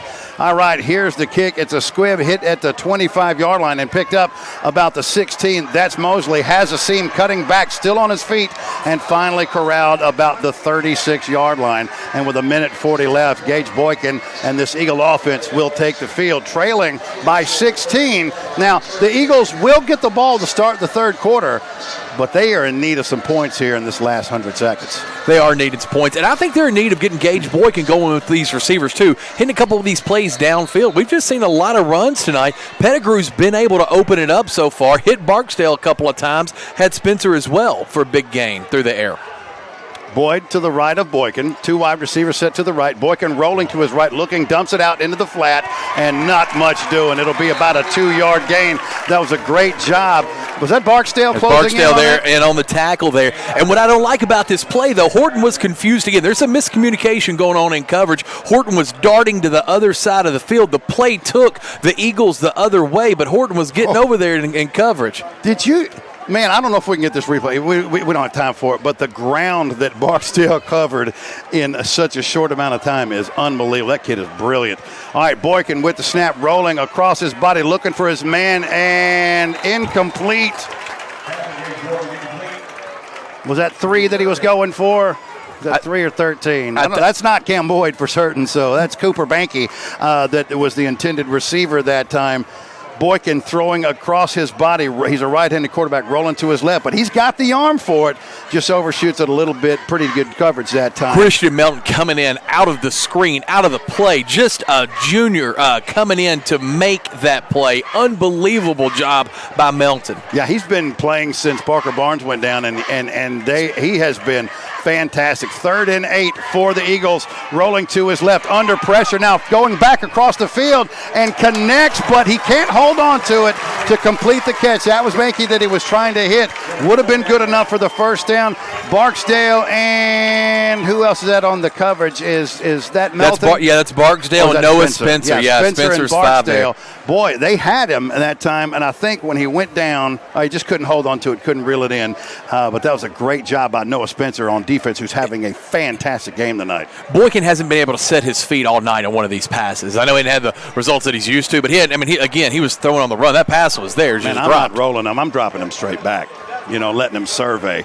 Here we go. Here's Cisco with the punt. It's a low wobbler that is taken by Barksdale at his own 35. Makes a man miss, makes another man miss, looks for the edge, and will finally be taken out of bounds at about the 47-yard line. Here's the situation. The Bruins have 2 timeouts left and 43 seconds. They're, what are we looking at, about 53 yards away from the end zone and maybe about 33 yards away from field goal range. And the thing about it is the Eagles do get the ball at half. Still a 2-score game, 33-17, like you said earlier. Still a 2-score game. So you got to think, what do you do here? Are you happy going up 2 scores, but with the Eagles getting the ball at half? Down the field with blood to yield, if need be, save the shield. Here we go. They'll spot it at the 46-yard line. It's a Vanderbilt fight song. I was like, what in the Viking mess did you just say to me? Yeah, here we go. Trips to the short side. He's a man in motion. That's Fitch. Pump fake. Now stepping up, looking under pressure, and dumping it off to his valve. Riley Seals at the 50. Down to the 45. What a patient job that time by Berkeley Pettigrew. The line gave him time. He found his release valve and hit him for a Thompson and Smith first down with 34 seconds left. Look at this pressure here when Pettigrew steps up to buy more time, and right there to the safety valve, Riley Seals, like you said. And the greatest thing about that, Seals gets out of bounds. Yeah, because Seals had stopped, and he turns around just in time to see Pettigrew's dumping the ball off to him, and he does the rest and picks up the first down to the Eagle 43-yard line with 34 seconds left here in the first half. I felt like Pettigrew's decision-making was going to be a big factor in tonight's game, and it's been impeccable this first half. No doubt. The Bruins called their second timeout, and we'll take it with them. With 34 seconds left to go here in the first half, USJ leading 33-17 on Worthy Road Studios. This could be a true story. On October 3rd, a 2003 hatchback struck and killed a deer that goes by the name Buck. I know, right? He now has Buck's head proudly displayed on his living room wall. He tells a different story. Shot it. No, he didn't. And to hide his lie, he took his car to Mitchell's Body Shop. No, I didn't. Yes, he did. And lucky for him, they made it look good as new. And as for Buck, the story continues. Chuck said, how many, Paul? How many seconds do you say? Paul's like, you have 11 seconds. Hey, that dude's the hardest working guy I know. Well, he is amazing. He is so good at this. If you're watching this broadcast right now live, or if you go back to watch it to see your player out there making an awesome play, Paul Schulte is the absolute best in the world. He's got a great crew. Twins to your right, 3 wide receiver set. Berkeley Pettigrew from the gun. Straight drop back, looking, wants it all. He's got Barksdale down the left sideline. Barksdale up, and did he go down at the one or is he in? He is in. That is a a Garrett Plumbing and Heating Air touchdown, and that was actually Number 5, Noah Spencer, who looks it in, and boy, is this young man having some kind of first half. 5 and 8 are very close together, and it's hard to see when these jerseys are blaring down the field sometimes, but Noah Spencer reminds me so much of Jake Sparksdale, the way he plays and how he got up and got that ball and fought for a huge touchdown. Now, we haven't seen this all year long. Bruins in the swinging gate. Here's a snap straight to, is that the nose guard? It is. That's Maddox Rayburn. Did he get in? He did not. He fell short, but the snap went back to him behind that barn door, and he almost got in there, but that's your zero technique, trying to get in for the 2-point conversion. It's no good. However, the Bruins score 39-17. Now, the clock did not run. They're still showing 34 seconds left in this first half, and that was how much time there was at the start of that play. So we'll see if there's an adjustment on that. But with 34 seconds left to go in the first half, the Bruins 39 and Jackson Christian 17 on Worthy Road Studios. Championship DNA. That's what you find at Jones Chevrolet at Three-Way. A full line of new Chevrolets plus West Tennessee's largest used car inventory. State-of-the-art service work and pre-approved auto loans online at JonesChevroletHumboldt.com. Shop with a winner. Jones Chevrolet at Three-Way. Downtown is thriving and the Blacksmith Restaurant is leading the pack. From the rustic dining room to the unmatched patio, eating local with family is what we're about. Live local, eat local, relax local. And we are back here in the waning stages of this first half. Wow, boy, track meet city, baby. The Bruins are trying to send a message here. You know, now they have not converted their last 3 extra points. We'll see if it's an issue tonight. But if there's anything you're looking at, and we'll hear from Coach Strapp as George Tennyson talks to him as soon as the first half is over with. But what a half here by the Bruins. And we have a whistle, and I think maybe offsides here by the Bruins on the kickoff. Yep, it's definitely against the Bruins. See the signal there. Look like they're trying to squib that one down just to keep it away from Mosley. And Boyd's back there as well. They get both of them back there, and I think they see that. And by the way, he's nobody's consolation prize. Elijah DeMoss is back there as well, who's got a 79-yard touchdown run. And he's made so many tackles where he's just come out of nowhere. He may be the fastest guy on the field, full of fast guys. So I'm going to tell you what, I get it. So now, unless you believe you can blast that ball over their head, I mean, there's no safe place to kick it deep against this Jackson Christian team at all. That 3 athletes that you see in the back there are 3 of the finest athletes Madison County has to offer, regardless of who they play for. Yeah, I could not agree with that more. They're all impressive. One just as much as the other. So with the kickoff, and it's a bouncer that is taken at the 23-yard line, but DeMoss can't handle it and finally just has to fall down on it, unable to get a return. That ball will go to rest at the 25-yard line. They still have it on 34-6, so I don't know if this is a clock issue. I think there's 34.6, but there's been 34.6. That's correct. You know, we've had at the first game of the season, the Liberty game, and I think maybe even the Hardin County game too, there were some clock issues when it would get low on time. That very well could be what it is on the scoreboard. Okay, we'll know for sure after this play, because if there's 34.6 after this play, somebody definitely took the over. We're going to have a problem. How will you resolve it? By calling this play. Here we go. 1st and 10 from the 25. It's a give to Mosley. He's got a few blocks in front of him. Gets the edge. Still on his feet down that left sideline. And finally taken out of bounds. That's the danger of Mosley with the ball in his hand all the way up to the 41-yard line. And the clock still shows 34.6. So there cannot be much time left in this first half. I'd love to tell you what it is, but we don't know. So they're going to have to keep it, I guess, down on the field. Yeah, I see Coach Strapp talking to one of the sideline officials now, possibly about that. There was 34-6 when the Bruins hit the big touchdown pass. We've had the kickoff return and then that play as well. Could it be they're just now seeing this? That would be a huge break for the Eagles if that's it. I mean, there should be less than 5-7 seconds. This should be the last play of the game. The clock is running right now. They ran it down to 32 and running it again. Let's see. They don't know. They've missed a couple of plays on that one. Oh, wow. But you're right. That does benefit the Eagles. The clock is now running.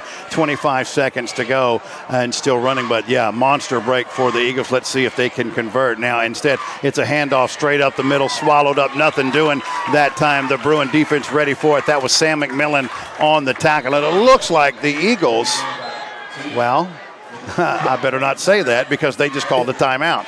But the clock had stopped. Now the clock's running again. They may have been told to run it down to a certain number. So, okay, I got you. Of course, because they would still have kept it on the field. So what we see is 10.8 seconds left to go in the first half. The Eagles calling their second timeout. There's only 10 seconds left, so we'll keep it here with them. And we'll get you some of the scores. There's a few games being played in West Tennessee tonight, including almost said Jackson Christian, but you already know that. Northside and Liberty. We'll try to get you a score on that one here in just a few minutes. That's a couple of 0-5 teams looking for their very first win of the season. We'll get you an update on that one.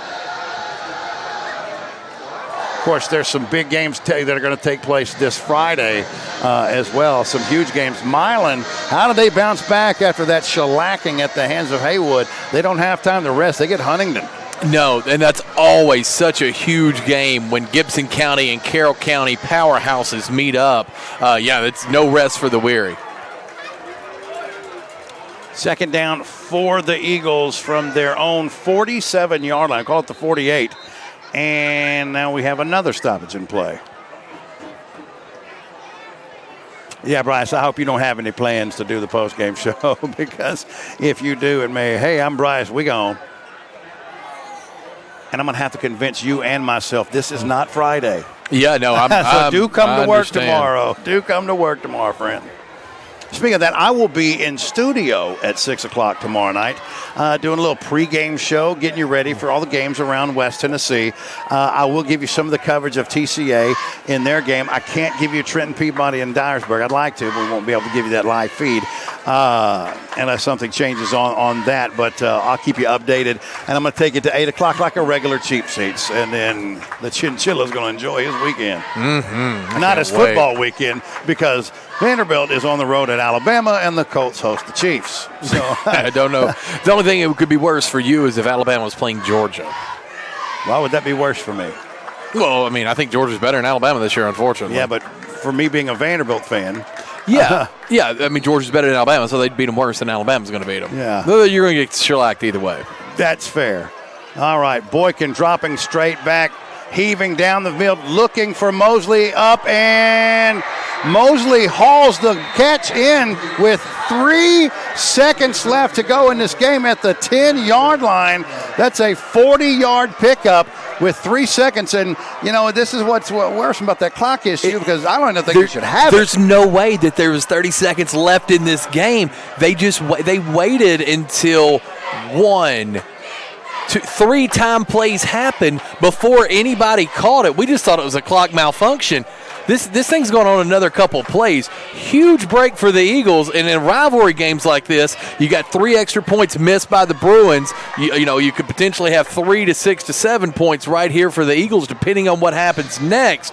Huge momentum shifts going into half. Man. Now, here's the question. Do you take the free 3 for Cisco, or do you look at the clock and say, I'm down 22?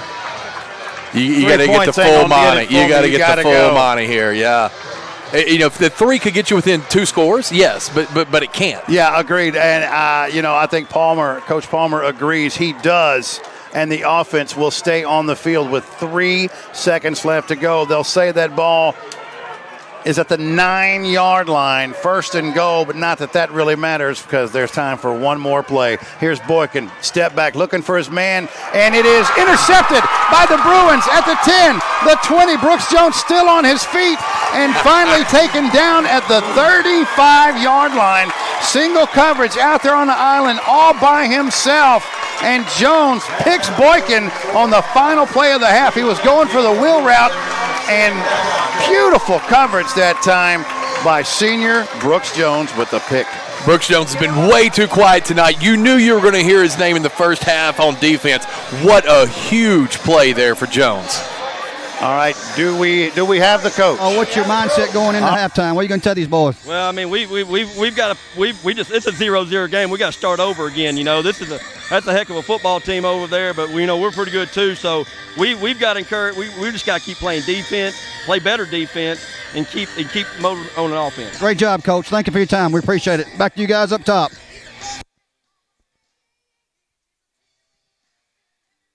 Boy, do I love the fact that I love the house announcer here and people play the music. They are playing Shout at the Devil here, and I couldn't be happier.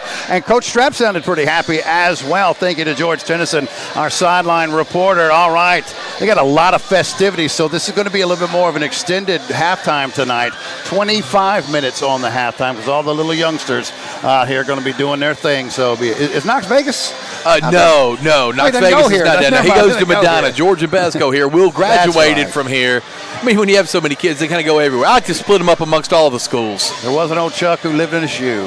Man. Yeah. So your score at the half, USJ, and you're not mishearing this, 39, and Jackson Christian 17. We'll take this break, come back, and Chuck and I will take a look at what we saw in the first half and get you ready for the third quarter. Your score at the half, USJ 39 and Jackson Christian 17 on Worthy Road Studios. Thompson & Smith, the area's premier independent insurance brokerage, has been serving families and businesses in the region through its founding companies since 1927. With their many insurance company partners, Thompson & Smith provides insurance products for family, home and auto, contractors, retailers, restaurants, manufacturers, medical and dental clinics, as well as any other business or organization seeking quality coverage, risk management expertise, and customer-focused service. Call them today to discuss your insurance needs. Turn to the experts. Since 1955, Garrett Plumbing and Heating has been the leader in plumbing, heating, and air conditioning service and installation for West Tennessee. A proud supporter of USJ Bruin Athletics, we are your local Carrier Factory authorized dealer. Call Garrett Plumbing and Heating 668-3339 for all of your plumbing, heating, and air needs.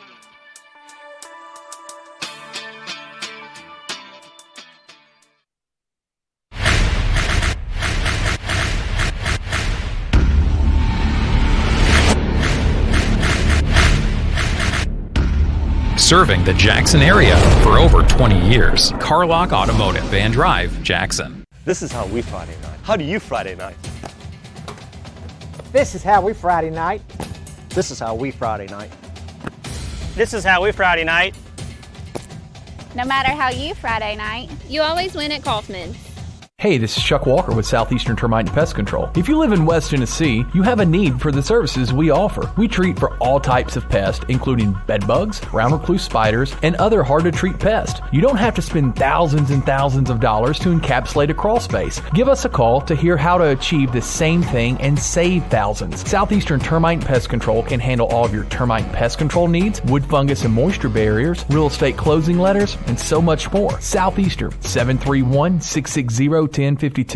At Alive Hydration Drip Spa, we offer top-of-the-line IV nutritional therapy, which has a wide variety of health benefits. From immune system boosters and skin care, fatigue, energy, and even hangover relief, you can be sure we have an IV blend that's right for you.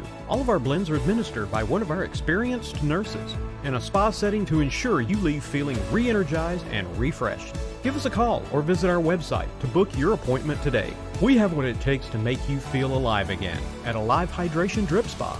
The most important benefit when you buy from Jones Chevrolet at Three-Way? Peace of mind. Jones Chevrolet's Warranty Forever comes with every qualifying new and pre-owned vehicle. Powertrain coverage for as long as you own your vehicle. Find out more at Jones Chevrolet in Three-Way. At Arrington Funeral Directors, we accept all pre-arranged funerals.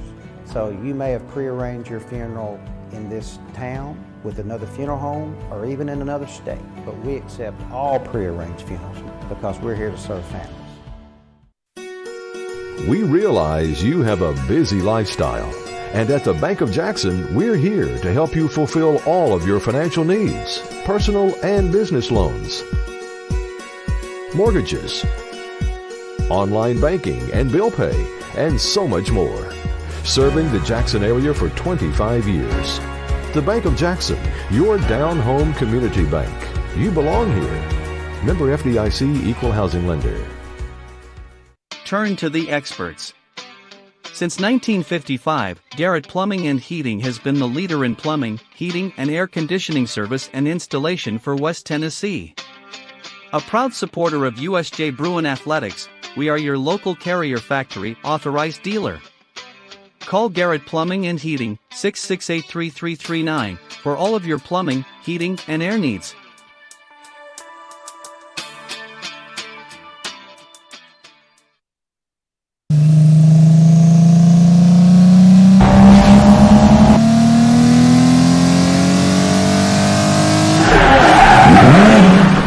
The name you can count on. Carlock Automotive, Van Drive, Jackson.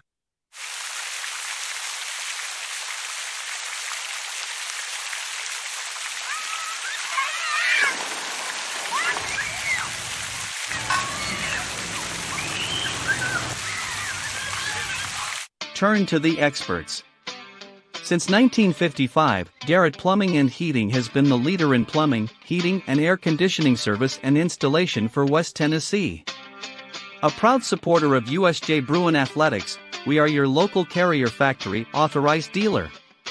Call Garrett Plumbing and Heating 668-3339 for all of your plumbing, heating, and air needs.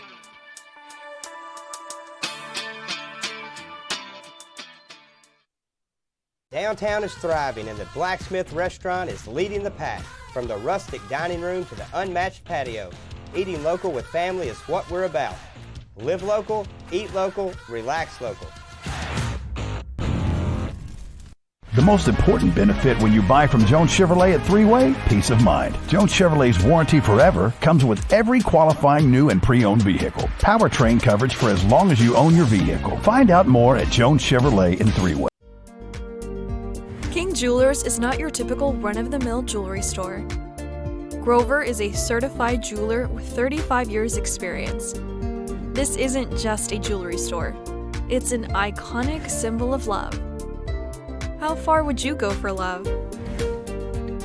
King Jewelers, 16B Conrad Drive, Jackson. Football is here. Get touchdown savings at McCoy's Heating and Air.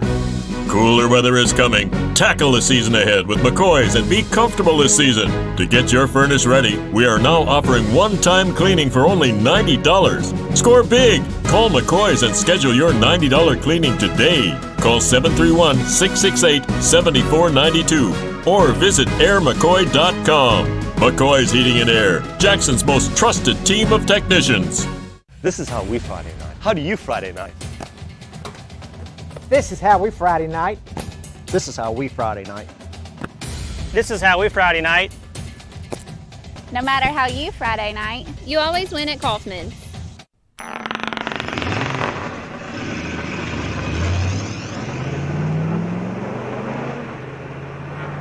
Serving the Jackson area for over 20 years. Carlock Automotive, Van Drive, Jackson. At Alive Hydration Drip Spa, we offer top-of-the-line IV nutritional therapy, which has a wide variety of health benefits. From immune system boosters and skin care, fatigue, energy, and even hangover relief, you can be sure we have an IV blend that's right for you. All of our blends are administered by one of our experienced nurses in a spa setting to ensure you leave feeling re-energized and refreshed. Give us a call or visit our website to book your appointment today. We have what it takes to make you feel alive again at Alive Hydration Drip Spa. Lifestyle Vision, located at Thompson Farms, offers patient-centered comprehensive eye exams. Select your new look with our latest styles from exclusive brands. Come see us Monday through Friday 8 to 5 or schedule an appointment anytime online. Lifestyle Vision, where compassion meets commitment.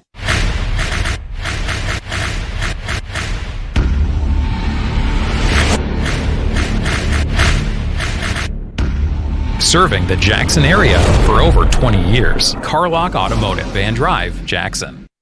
For anyone contemplating pre-planning, we can tell you from our experience, it's much easier to make funeral plans and record them now than wait until emotions are running at their highest. With pre-planning, you can free your mind and heart from having to make big decisions during a time of grief and instead enjoy the freedom to focus on the memories of a life well lived.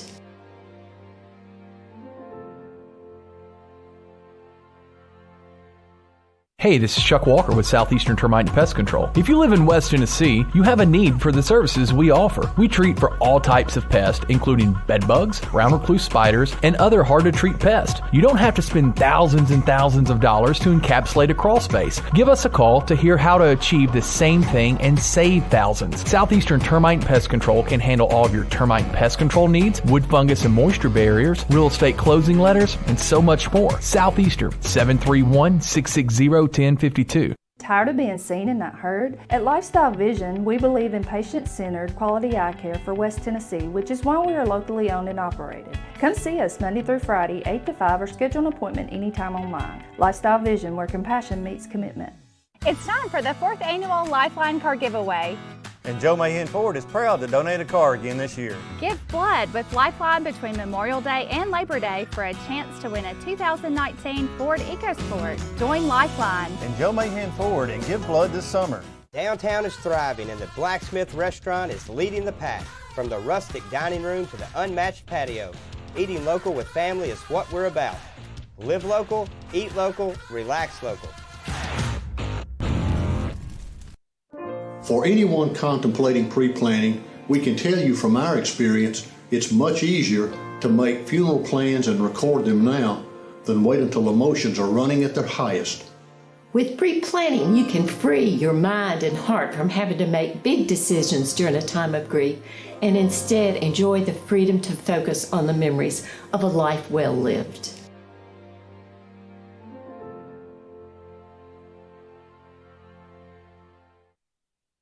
Welcome back to Kirkland Field, and what a great performance by the youngsters here at USJ. I have no idea how many little kids were on that football field, but there were a lot of them. Very exciting. Oh, they had a big time, and you can tell that they'd been working extremely hard on their routine, so congratulations to all those youngsters and their family. If you are just tuning in, I want to tell you the score, and you're thinking, wait, what? This is not the end of the game. You're only at the half.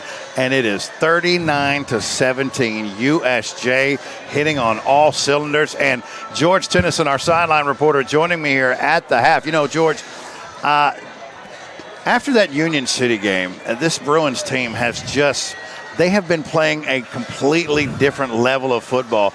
They trailed in this game in the first quarter 10-7, and it's the first time they had trailed since the second half of that Union City game, and it didn't last very long. The Bruins did not like that taste at all, and they have just been trucking folks lately. Matter of fact, they haven't surrendered more than 19 points in a game all season long. Now, that is certainly in peril at this point, but it won't matter to Coach Michael Strapp and the Bruins if they end up at this game's over with and they have more points than the Eagles. And at the half, they have 22 points more than the Eagles. Tell me what you saw from down here, from down on the field. I know what we saw, and it was amazing. Right. But what did you see down there on the field? Well, Bass, I thought, too, like you said, they were clicking on all cylinders. I thought they were very good on both sides of the football.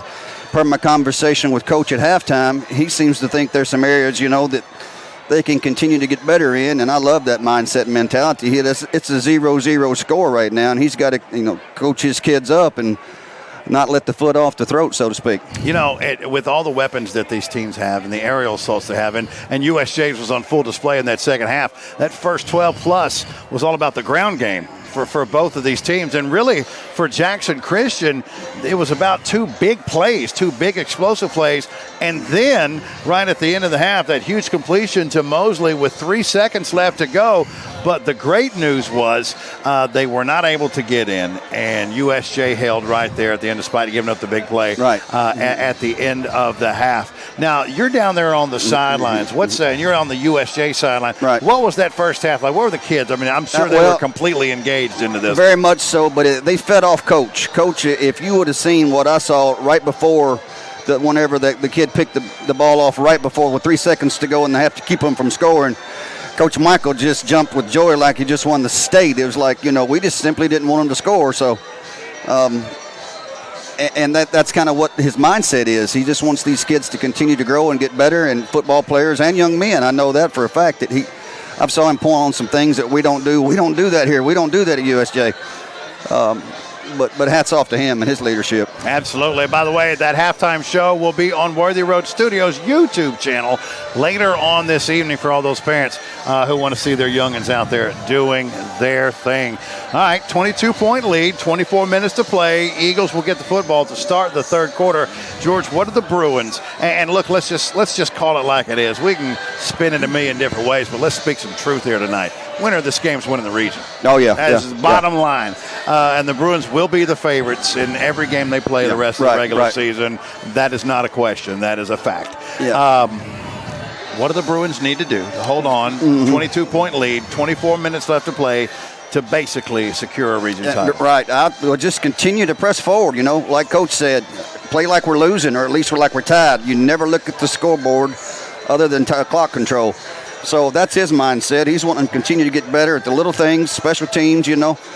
There's some room for maybe get an opportunity for some of these younger kids to come in and get a few snaps. But Coach Michael's mindset is, hey, we're getting beat right now. Let's play hard. Give nothing up.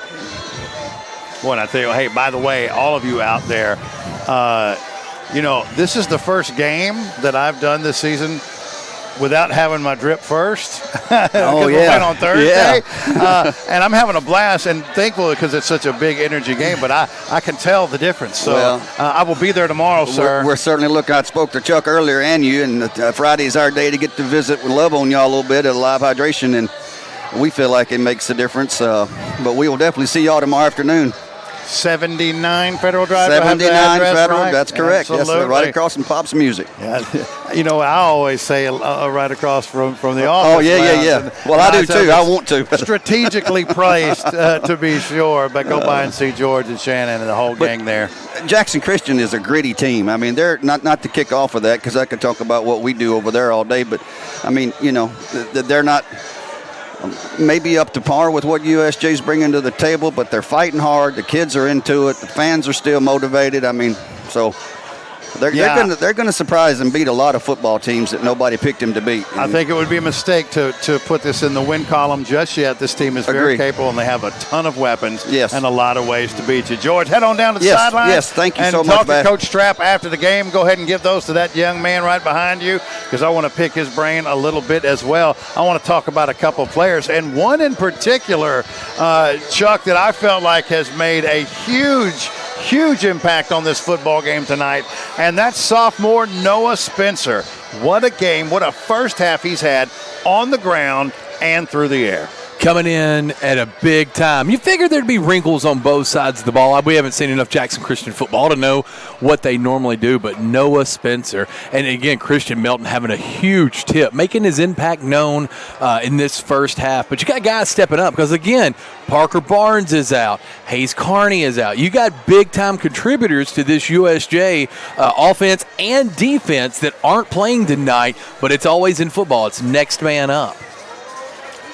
I'm hesitating to say so because because I don't want Coach Gilliman and everybody calling me the Jinx. Sure, yeah, no need to say anything. There's a ton of football left, and I'm not even talking about this half. I mean, because I totally agree, and I just told George the same thing. I'll just say this: the last 10 quarters of Bruin football that I've seen, scratch the last 14 quarters of Bruin football that I've seen, is right up there on par with the best Bruin football that I've seen.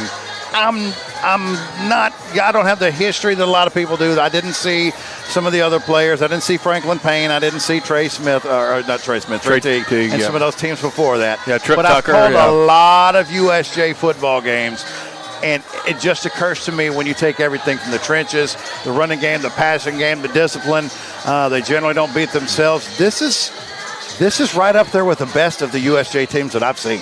This does not look like any USJ team that I've seen at all. The quarterback play has been sensational, and Jace Barksdale has been unbelievable, and they're able to do it at every level of defense. Honestly, this doesn't look like the same team that's played Union City. Union City's probably really glad that game is over. I told somebody else, I said, if they played Union, and I could be totally wrong about that. Sure, you just don't know. Matchups and stuff, I got you. But this team looks like a whole different football team. I mean, everything about it. I mean, it just they left Union City, or Golden City, if you will, with a bad taste in their mouth, and they said, we don't want a repeat of this. And Union City's fantastic. They're undefeated. They are. But USJ knew they had better football in them, and we're seeing it now. Yeah, this team looks like they've been on a mission since that game. They look better right now than even they did against Hardin County, who you thought, hold me smokes, Hardin County's, one of the top 2 or 3 best teams in West Tennessee, and they still very well may be. You got to throw USJ in there as well. Where are they? I mean, if they play Milan tonight, do you know who you're taking? Oh, I know unequivocally who I'm taking. It's without a doubt USJ. I'm taking USJ against everyone not named Haywood County. And you know what? They ain't played Haywood County. I do have another team that would be a fun matchup to watch. All right, now, were we counting Munford and Henry County as West Tennessee? Okay. I'm thinking about Wade Comer and the McKenzie Rebels. Okay, now I saw USJ a couple of years ago go to McKenzie and win that game. I was at that game, watched that game, and that was a good game. Yeah, the McKenzie Rebels, that would be a fun one, too. You always want it to be that. We should line everybody up. Let's see. Here's the real best teams. Let us pick the final 8. You know what I mean? We'll do the playoffs. I'm going to tell you something else. Now, I mean, look, physically, that just kind of is what it is. But I promise you, this team, and not that it matters because it don't have to go through them to get where they need to go, I think they would give Haywood fits. I think USJ would give Haywood fits. And Haywood's a fantastic program. And it's not just about their talent anymore. They are well-conditioned. They are well-coached. They are disciplined. They're big. They're fast. They're strong. They're everything.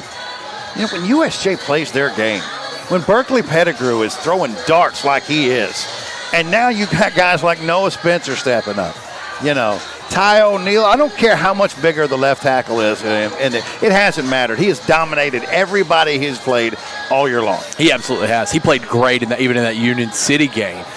He was making through. Brooks Jones, he's the guy that plays with his hair on fire every single defensive series that he's out there. He's a great watch. Yeah, I'm with you. I'm with you. You want to be careful. Still tons and tons of football left, not just tonight, but in this season.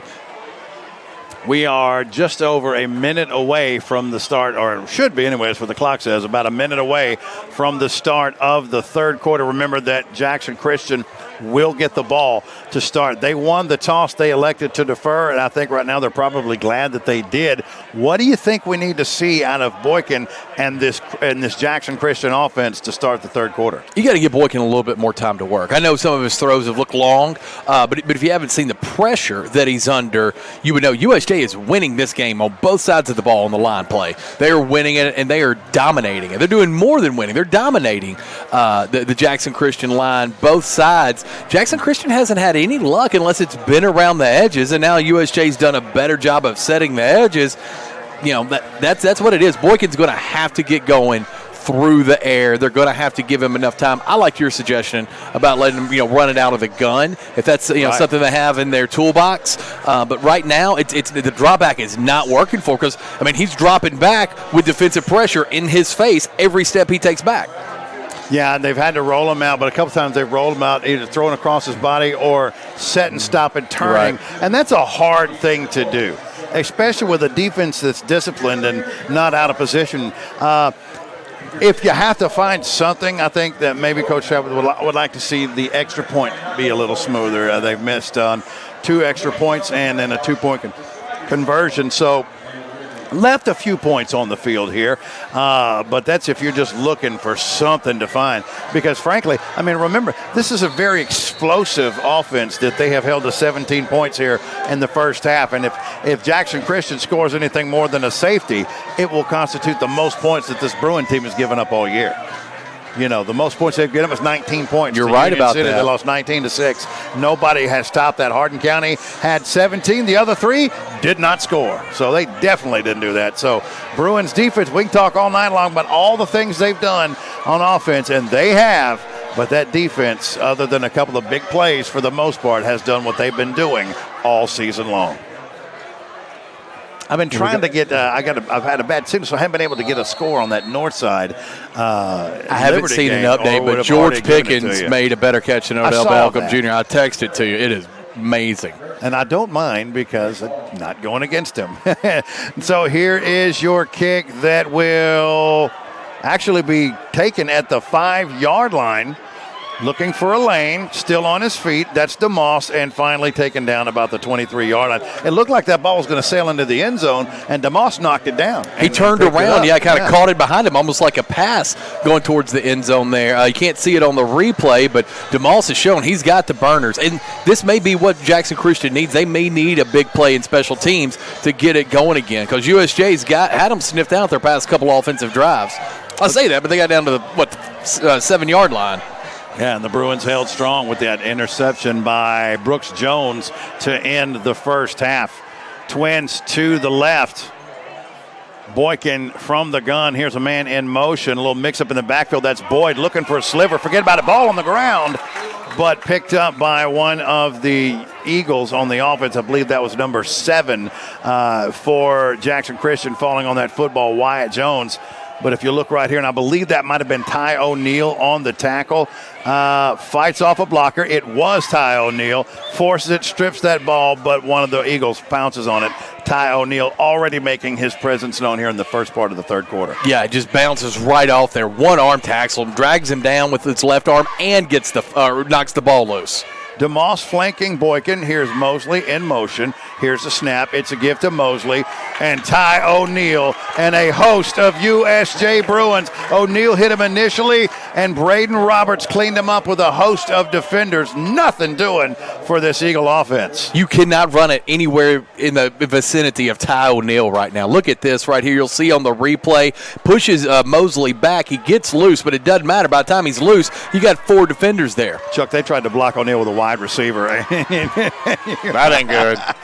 You don't have the lineman that's going to block him, so we'll see if they make adjustments there. 3rd and 9 for Boykin, rolling to his right under pressure. Now pedaling back to his left. One man look in the left flat and incomplete. That was triple coverage that time. Make that quadruple coverage, Chuck, on Jalen Mosley. Look at they see Mosley lining up here in the right slot, and he just drags straight across. Boykin fires off his back foot, but nothing doing. He had a host of Bruin defenders, and Horton nearly came up with that interception. Riley Sales having a conversation with the white hat there. I mean, he was just being blocked back all the way down there. He was looking for a call, didn't get it there. Neal said, hey, listen, man, here's a punt, and it is blocked. Blocked by the Bruins, scooped up and into the end zone. Let me give you that number. That's number 16, Aaron Tunstall, with the touchdown, and the Bruins have struck once again for a Garrett Plumbing and Heating touchdown. We'll get the replay and see who got that block on the punt, but it was Tunstall who picked it up and cruised into the end zone. Here we go on the replay. Coming straight up the gut. Oh, I can't get that number on that. I hate that, Bruins fans. I'd love to get you that number, but I did not. We couldn't make it out. Nonetheless, the Bruins get it. Sykes with the extra point. The kick is up, and it is good. Your new score with 10:21 left to go here in the third quarter. USJ 46 and Jackson Christian 17 on Worthy Road Studios.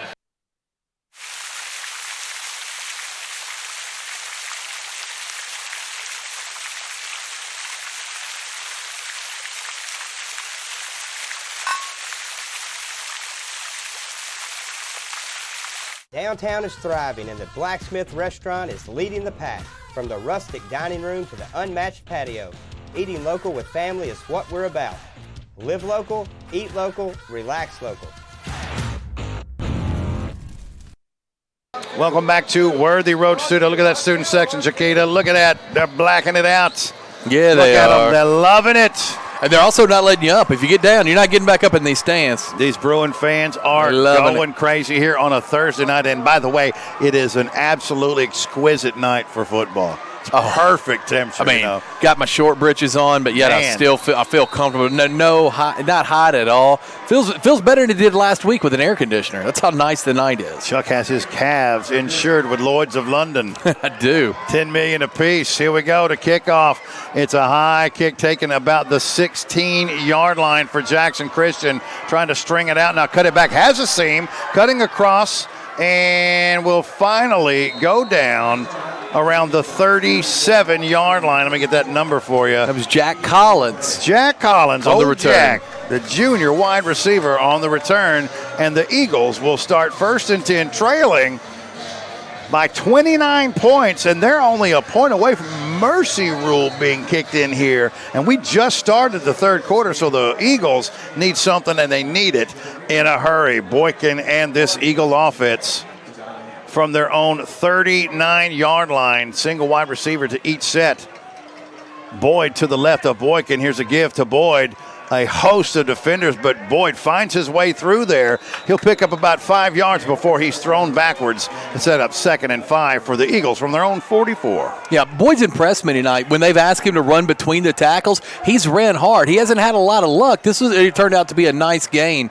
Look at the Bruins there, just moving everybody back. Boyd's having to fight hard for that hole. They're winning the point of attack, and it's not close right now at this point. That defensive line having their way with this Jackson Christian O-line.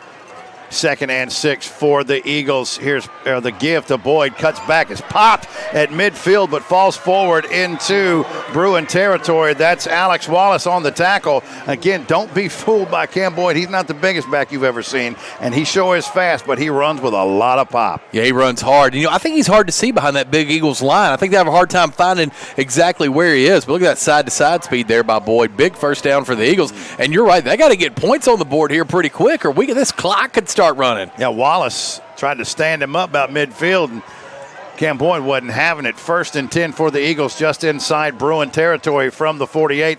Mosley in motion, option pitch to him on the left side, and nothing doing. Scraping down that line of scrimmage and coming up in run support is Will Horton, among other players. Of course, there's some other guy wearing double nickel named Ty O'Neal, who, surprise, surprise, in on the play as well. This is the best I've seen Ty O'Neal play, and I didn't think he could get any better than he's been the past couple of weeks. He's playing possessed right now. Yeah. He literally, it's almost like he's just on the blocker long enough to get off and make the play. That play was about Ty O'Neal. Horton came up and cleaned it up, but that play was about Ty O'Neal for sure. 2nd and a loss of 1. We'll call it 2nd and 11. Here's the give to Boyd. Got a huge hole off the right side, still on his feet. 40, 35, needs the edge, gets it, still on his feet, and finally taken out of bounds about the 23-yard line, but had a huge hole off of right tackle that time. Yeah, Brooks Jones just came out of the opposite side of the field to make a touchdown-saving tackle there, but not after a huge gain by Cam Boyd. Yeah, he didn't have a finger laid onto him until he was in the secondary of the Bruins that time. They'll call it the 24-yard line. 8:18 left to go here in the third quarter.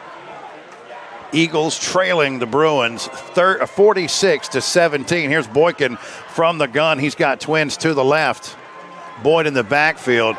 Boykin looking, wants his man on the left hash, goes up and throws it to the opposite side.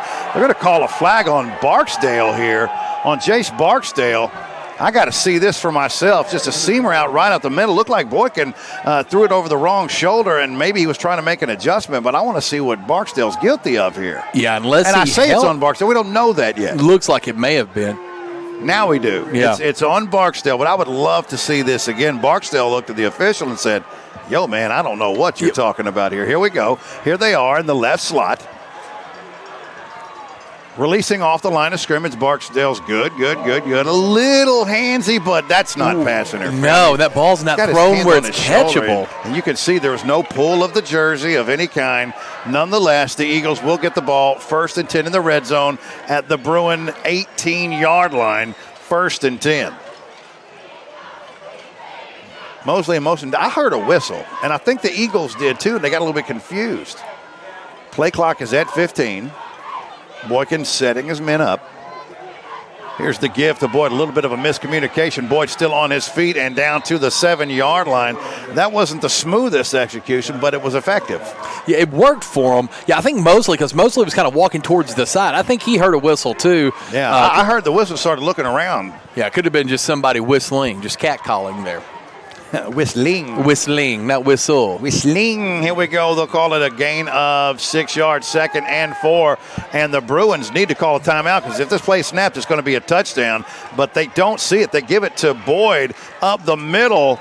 And that's a gain down to the 4-yard line, but there were 2 Eagle receivers. Were there a Bruin defender over there? There wasn't a Bruin defender within 15 yards. Cooper Banky was right there. You could have just thrown the ball straight to him. He could have walked in the end zone. Look, yeah, there's nobody on Banky over here, and Boykin didn't see it. And Banky's like, what in the world? Now, Barksdale sees it at the last minute, but Mosley's over there too. But there was nobody on Banky, and they miss it. That would have been an easy 6. Instead, it's 3rd and 1 from the 4-yard line. Call it the 3-yard line for the Eagle. Mosley and Boyd flanking Boykin. Now here is the give. Boykin calling his own number around the left end, and that's not going to work. That ain't going to work. He's going down because Noah Spencer, who is having the game of his life on both sides of the football, read that perfectly. However, there is mustard on the field, all kinds of flags.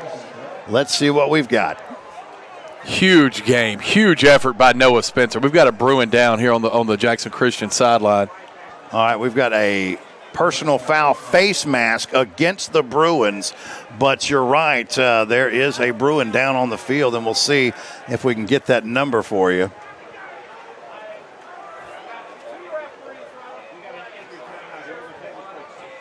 I won't speculate. I'm not going to do that. I'm not going to do it. I think, Chuck, it is right here, but we'll take a look at that. And tell you what, let's take this timeout with 6:52 left to go here in the third quarter. USJ leading Jackson Christian 46-17 on Worthy Road Studios.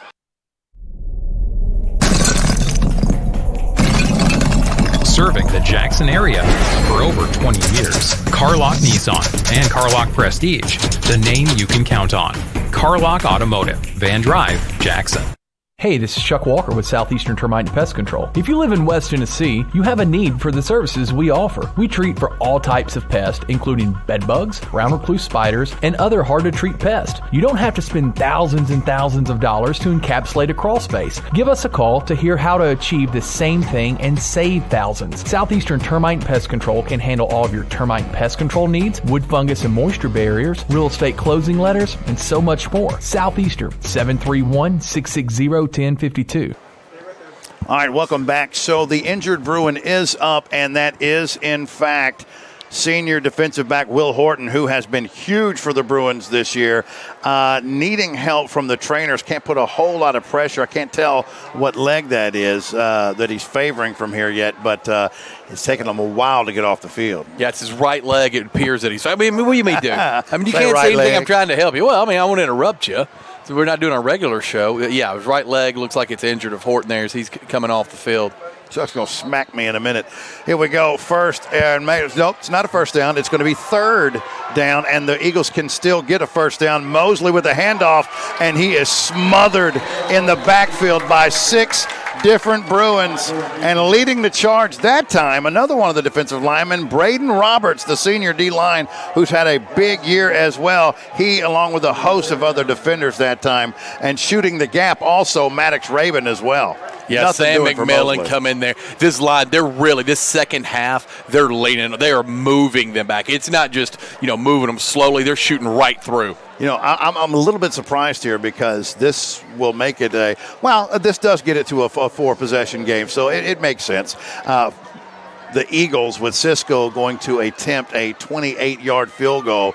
The kick is up, and did it bend in? It did not. It did not.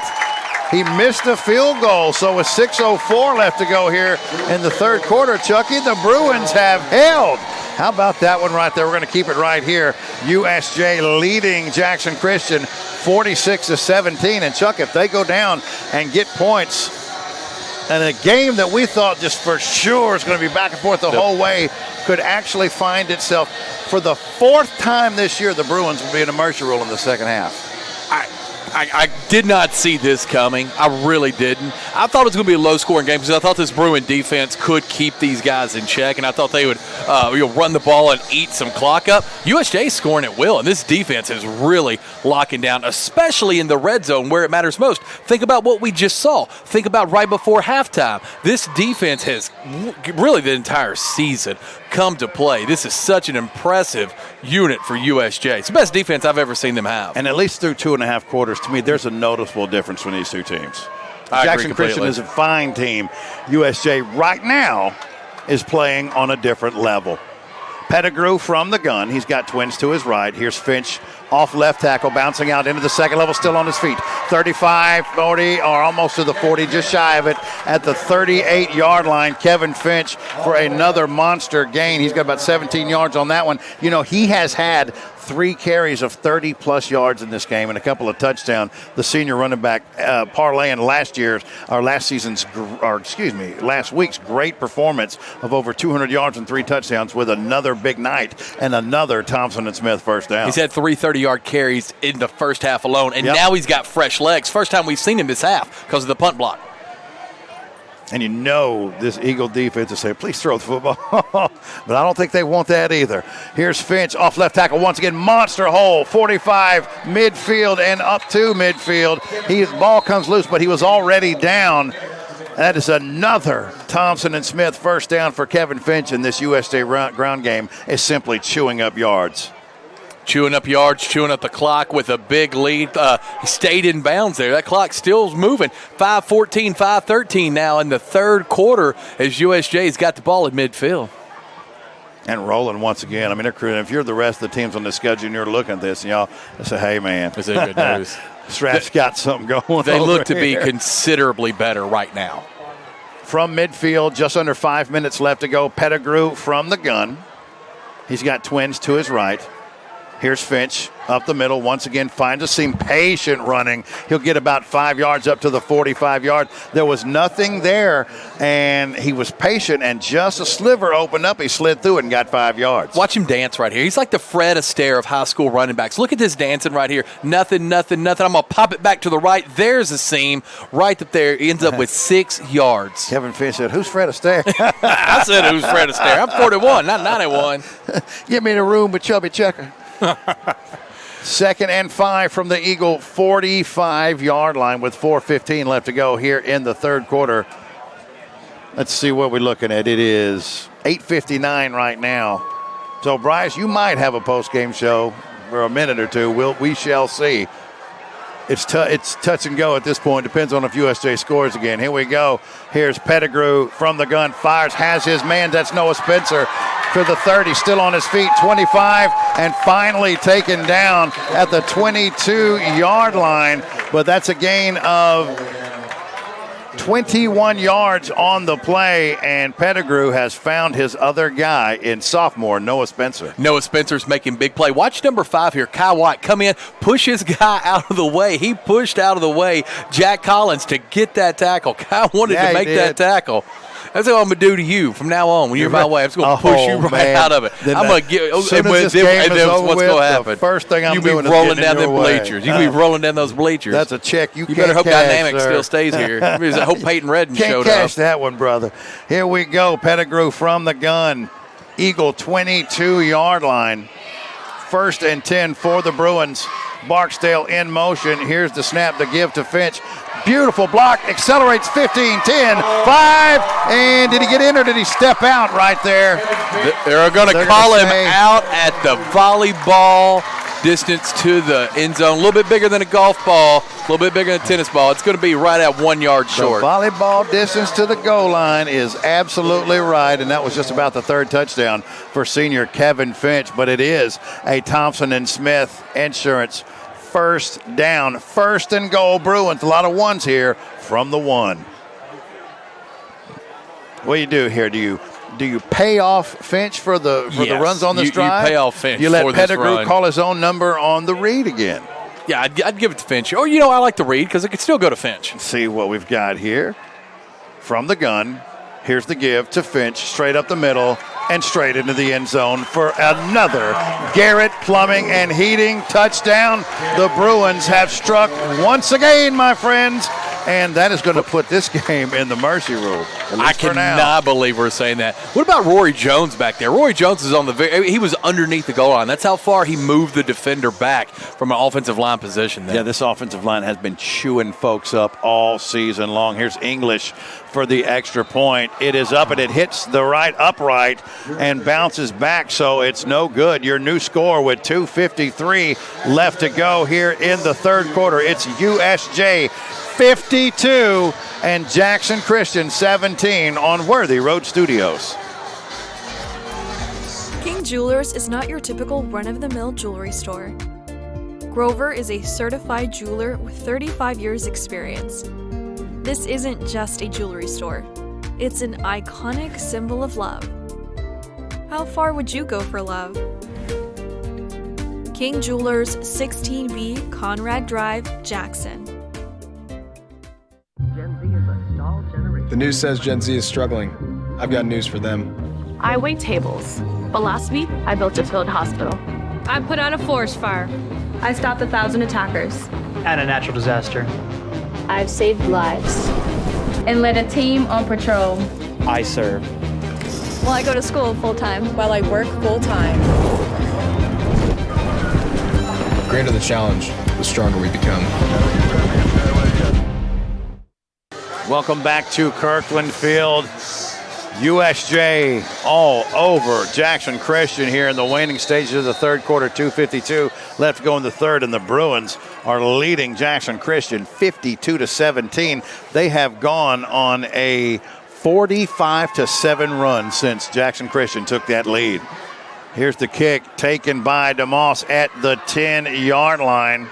Still on his feet at the 20, has a seam, tries to bounce it out, and then taken down about the 23-yard line by Abe Stonecipher. Nice tackle by Stonecipher. I'm wondering why DeMoss is, because he's catching these behind him over his head and attempting to run these back, unless you're just saying, look, we got to make something happen because this USJ defense is being stingy. I guess that's the reasoning for it. Otherwise, if I was coach, I'd be like, hey, let this go to the end zone. You know, other than that big play in the first half and then that big throw at the end of the third quarter, or at the end of the second quarter, basically, they've done a pretty good job of holding Jalen Mosley in check for the most part. He did have those two big explosive plays, but other than that, they've done a pretty good job. All right, Boykin and the Eagle offense from their own 25-yard line play action, rolling to his left, looking for his man out in the left flat and sailing incomplete and going out of bounds. 2nd and 10 for the Eagles. Yeah. Pass was just a little high there for Boykin. Not really catchable there. Couldn't bring that one down. Well, now, he's a big kid with a big, strong arm. I'm not a fan of rolling and throwing across your body.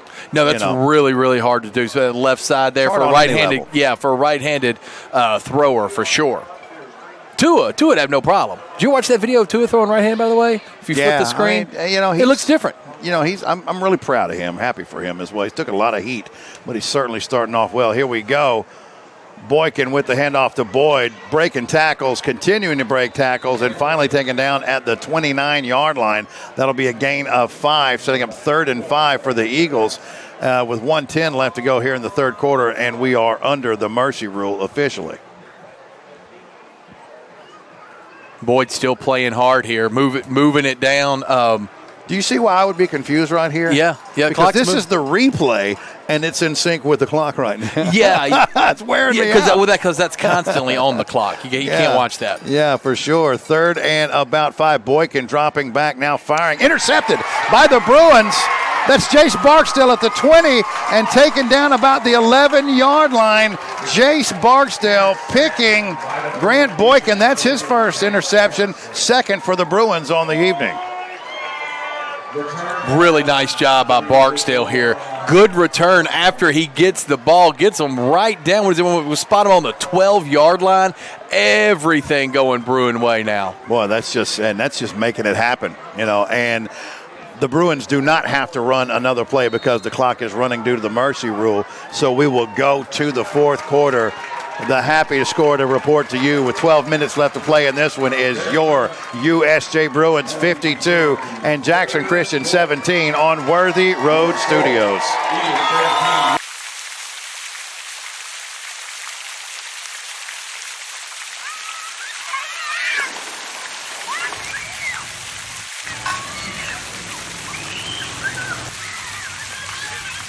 Championship DNA. That's what you find at Jones Chevrolet at Three-Way. A full line of new Chevrolets plus West Tennessee's largest used car inventory. State-of-the-art service work and pre-approved auto loans online at JonesChevroletHumboldt.com. Shop with a winner. Jones Chevrolet at Three-Way.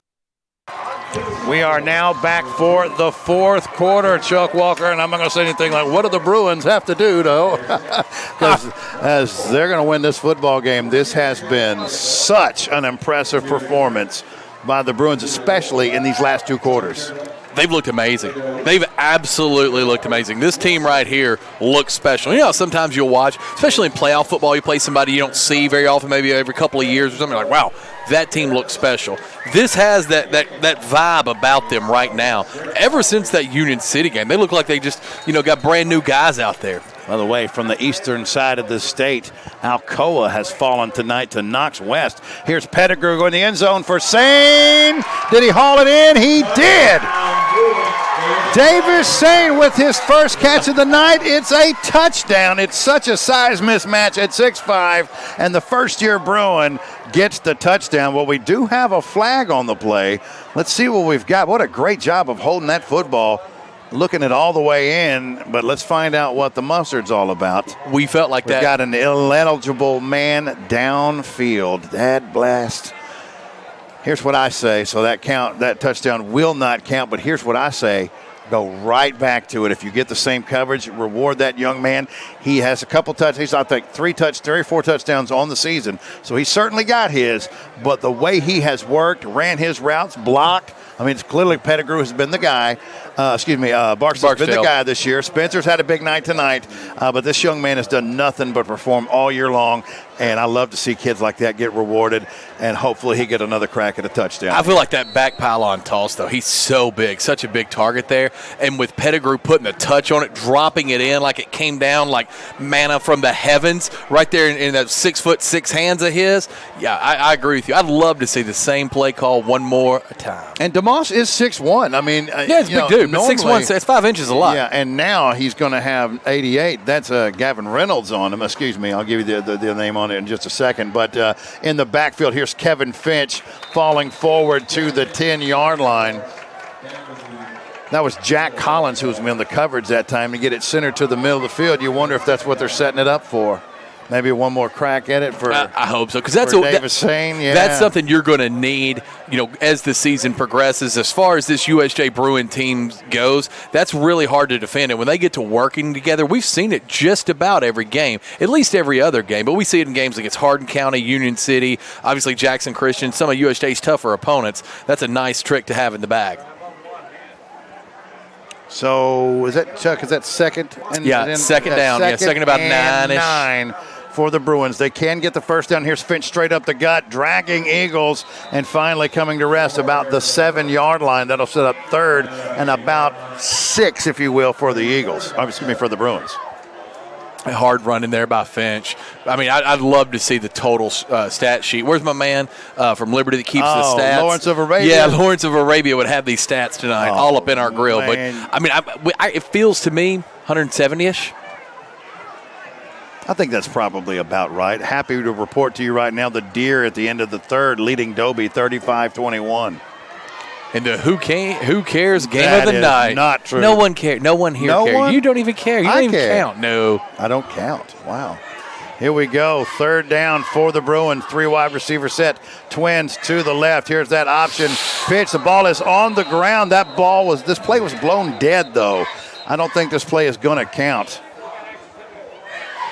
Let's see what this was about. That's a break for the Bruins. Big time break there.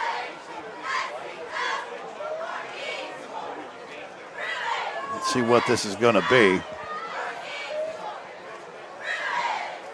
I don't have any indication who this is going to be on. I didn't even see the flag. That dude looks like, doesn't he look like homeboy that does the. Okay. Shovel, yeah. Yeah, okay. They call it an incomplete pass. What's Holmes' name that does the show with Steve on Monday mornings? Tom Mapes. Tom Mapes. The white hat looks like Tom Mapes. He does. So the Bruins, instead of kicking a field goal, going to go for it. Pettigrew from the gun, looking, has a man out in the flat all by himself, and that is Kevin Finch, and he will cruise on into the end zone for yet another Garrett Plumbing and Heating touchdown. Just a mix-up defensively. Not sure, but on the linebacker trying to trail Finch. That's a mismatch all day long, and into the end zone. Finch with his Fourth touchdown, I believe. A great job recognizing that mismatch there by Pettigrew. I knew his head was going to come into play. Here's the extra point. That is Sykes. It is up, and it is good. And your new score with 7:26, and that clock is running right now, is USJ 59 and Jackson Christian 17 on Worthy Road Studios. Do you want your smile to say it all? At Elite Dental Care, we'll make you and your family feel comfortable and secure with a variety of services and state-of-the-art care. We offer sedation dentistry that will make your time in the dental chair comfortable and relaxed. Come by and see our newly renovated and expanded office in Jackson or one of our other convenient locations in Trenton or Dyersburg. Trust your smile with Elite Dental Care and let your smile say it all. Football is here. Get touchdown savings at McCoy's Heating and Air. Cooler weather is coming. Tackle the season ahead with McCoy's and be comfortable this season. To get your furnace ready, we are now offering one-time cleaning for only $90. Score big. Call McCoy's and schedule your $90 cleaning today. Call 731-668-7492 or visit airmccoy.com. McCoy's Heating and Air, Jackson's most trusted team of technicians. You know, I think from now on I'm just going to say, this ain't going to be no game. We ain't got no count. Ain't nothing going to happen. It's going to be a blowout. Because every time I say we got us a can't-miss, surefire. Well, we were right. Hardin County. Union City, we were right? Yeah. These Bruins are going to make a liar out of me. I thought this game would be much closer. Here are the Eagles with the return up to about the 27-yard line and falling forward to the 29. They'll take over just under 6 minutes left to go. Be interested to see if Boykin comes back out for this one. It's a good call. You got a whole lot of season left. Or you look at the bigger picture? I think so. He hasn't been hit that much tonight. He's been under a ton of pressure, though. Give him credit for getting rid of the ball. He has. He's got a big arm. He hasn't been able to get settled and all he won't evening. Throw it again tonight because checking into the game now is Austin Kelly, the sophomore quarterback. And this is the right move by Coach Palmer. There's just no reason for it. So here you go. Cam Boyd is still in the game, bouncing it out 30, 35, and no farther, maybe the 36-yard line, a gain of 6 for the senior running back. Sam McMillan coming in from the backside there to make that tackle on Cam. Cam's quick as a hiccup. He's fun to watch run, but this USJ defense is just playing otherworldly. Yeah, and Boyd bounces out so quickly, and there's not a lot of wasted motion, and he doesn't decelerate when he bounces out like that. He keeps that speed the good ones do. Gain of 7 for Boyd. Here we go. Handoff, Boyd off right tackle. Has a huge lane once again. Still into USJ Bruin territory. Up at his feet and down at the 49-yard line of the Bruins. Again, if you're just tuning in, Austin Kelly, the sophomore quarterback, in. Unlikely we'll see Gage Boykin again here in the last 4:29 in a 42-point game. Yeah, Brooks Jones wrapping up the ankles there, bringing him down. Number 11, Alex Wallace, is coming in to help Jones there with that tackle. And still no one has cracked 20 points, and you got to wonder if the Bruins are looking at that and say, because they still have their first-team offense. Here's Kelly going downfield, has a man, and just out of the outstretched fingertips of Jalen Mosley, who was in one-on-one coverage with Barksdale. That was a great throw by Kelly right there. Put it in his hands. Beautiful pass tonight here by Kelly. Hit Mosley in the hands.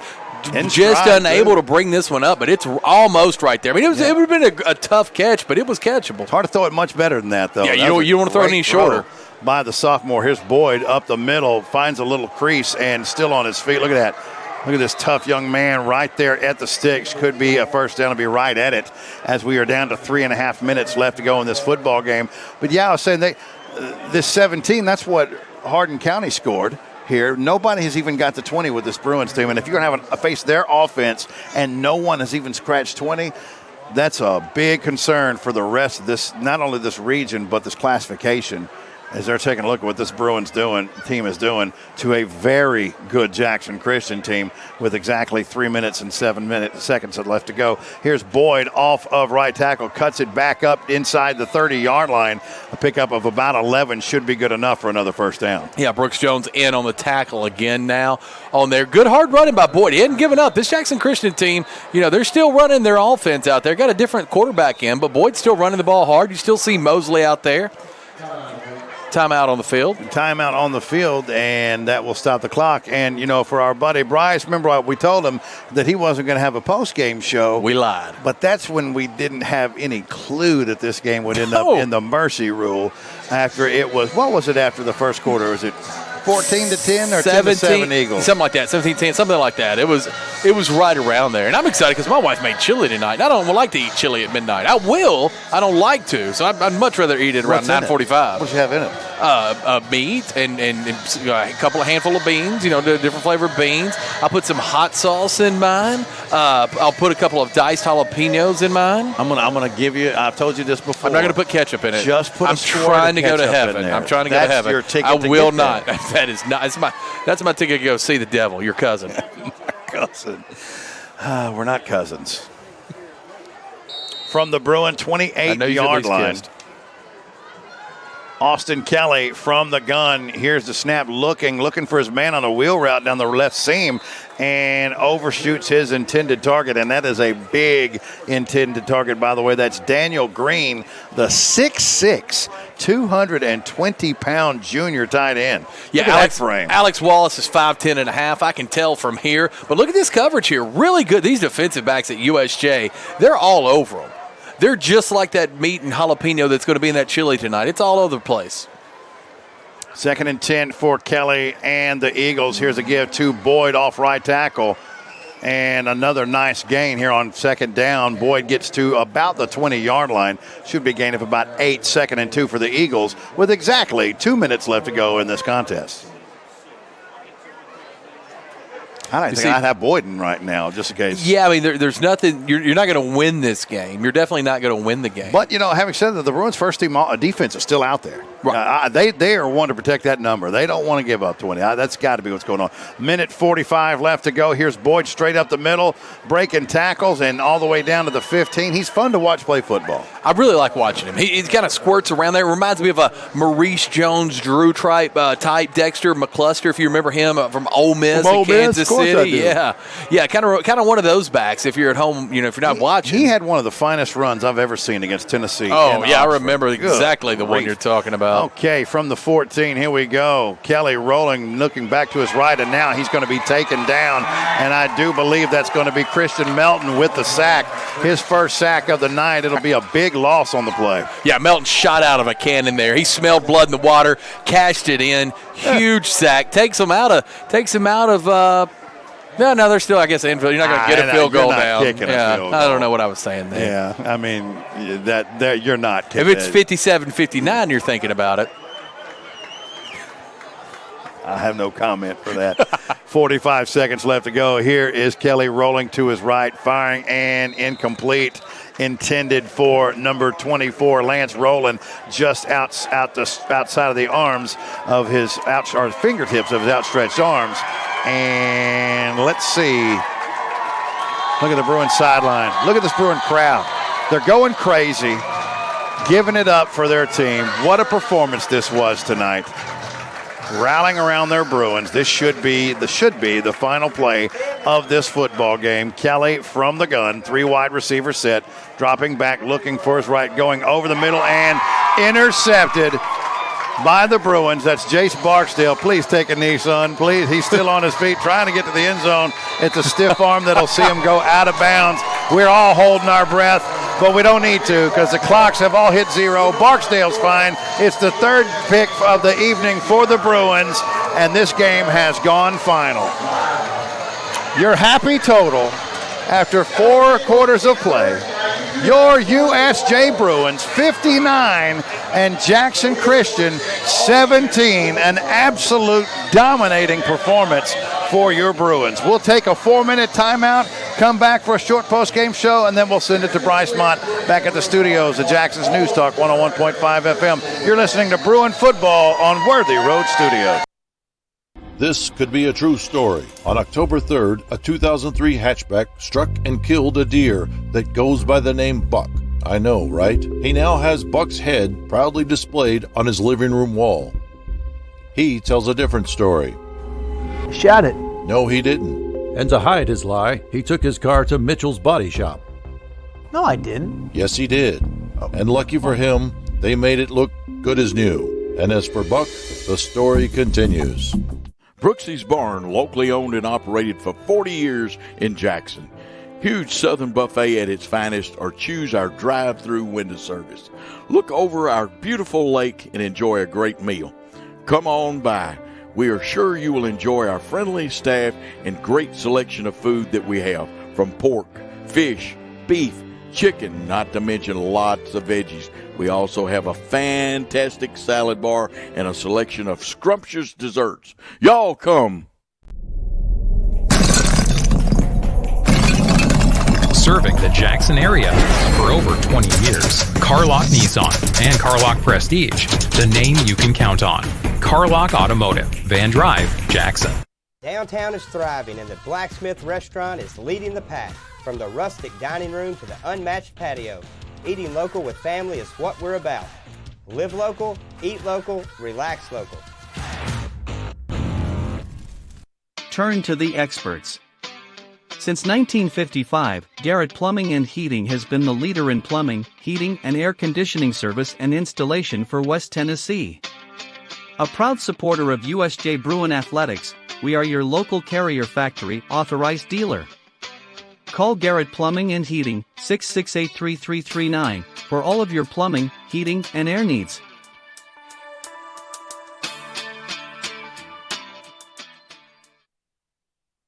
All I can figure is that must be some fire chili. Oh, it's real good chili. Plus, I'm sleepy. Are you really? But We got a full day tomorrow. Well, I bro. I got to go live hydration and IV to get my thing, because I don't sleep as good. It's, I like mine every Friday, same time you do, but usually that Wednesday, Thursday, I start needing it again. I didn't sleep good last night. Same. Boy. Well, there's going to be a short post-game show before we send it to Bryce, but let's talk about what we saw, Chuck. Look, I felt like the Bruins were the better team coming into this one. I didn't feel like they were 42 points better than and maybe they're not on another night, but I know they are on this night. And for me, they clearly look like the better football team. USJ plays like this. The line wins the way that they did on both sides of the ball tonight. 42, 38, 45, 27. It doesn't matter. They're considerably better than anybody else in this region, and they proved that tonight. Jackson Christian is still a very, very good team. USJ is just, they have the chance to be real special. This is a fun team to watch. This defense is stingy, and that's not even the right word. This defense is unbelievable. Jace Barksdale is incredible. Pettigrew's playing unreal, and if Ty O'Neal, if he had a 40 time with what he played tonight, it'd be sub 3. It'd be like 2.97. It was unbelievable. All the contributions everybody made. Brooks Jones, that interception going into half to keep points off the board and keep momentum. How long do you want to keep going naming these guys? So trying to come up with a player of the game would prove to be a very tough task. But here's who I'm going to give it to. Okay. I could easily go Berkeley Pettigrew. He was brilliant tonight. He was. He was brilliant. It has been for a while now. Could easily give it to Kevin Finch. He had 4 touchdowns and he dominated that first half, by the way. When things weren't opened up, he literally carried this team through the first half. I could give it to the offensive line. They were amazing. I could give it to Jace Barksdale. Line, He's done a million things. I could give it to the defensive line. I could give it to the secondary for 3 picks. But I'm not going to do that. Yep. I'm going to give it to a guy who had his hand in all of those things, by the way. I know exactly where you're going. He caught the ball. He had an interception, I do believe, in this football game. And he's just a sophomore. Yep. For my money, Noah Spencer stepped up his game to a whole – he was already a good football player. We already knew that. But he stepped this game up to a whole nother level tonight. And I'm just going to tell you right now, people on film, they're like, Barksdale, Finch, Barksdale, Finch, Barksdale, Finch. But if Noah Spencer can take his game to that other level, and by the way, let me say this, the Bruins, who have dealt with a couple of injuries in the last couple of weeks, and those young men are invaluable, but this team hasn't missed a beat because the people stepping in have done an amazing job. And the reason we're seeing Noah Spencer play wide receiver, and Mills Terry and some of these other guys is because of some injuries that have taken place.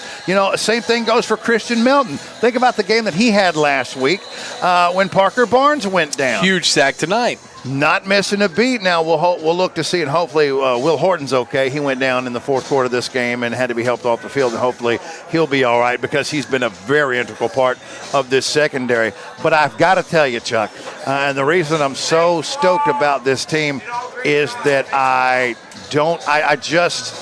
I'm trying to find something that I can pick a hole in, and say you got to get the extra points cleaner. That's all I come up with. You got to fix the extra points. Those are big. I thought they were actually going to come into play tonight, but they didn't. USJ's just so much better. They could have won this game just scoring 6 at a time. You know what I mean? Just give them 6 every time. It's still been a blowout. 76 total points scored in this game. The happy news is that the Bruins scored 59 of them. Man, we want to thank a lot of people. All the folks here out at USJ. What about the performance by the kids tonight? I'm not talking about the football players. Yeah, about the little kids. Little kids, yeah. The lower school is what that's called. You imagine the choreography that it took and the time that it took to do that? I've had my share of these. It took to do that? Yeah, the patience. I cannot imagine. And I'd like to also thank the parents, too, because it's, coming out and watching that. You know what I mean? That's awesome. You got to be practices and stuff like that. Get them there at 7:30 in the morning, 7 in the morning, all that kind of good stuff. For sure.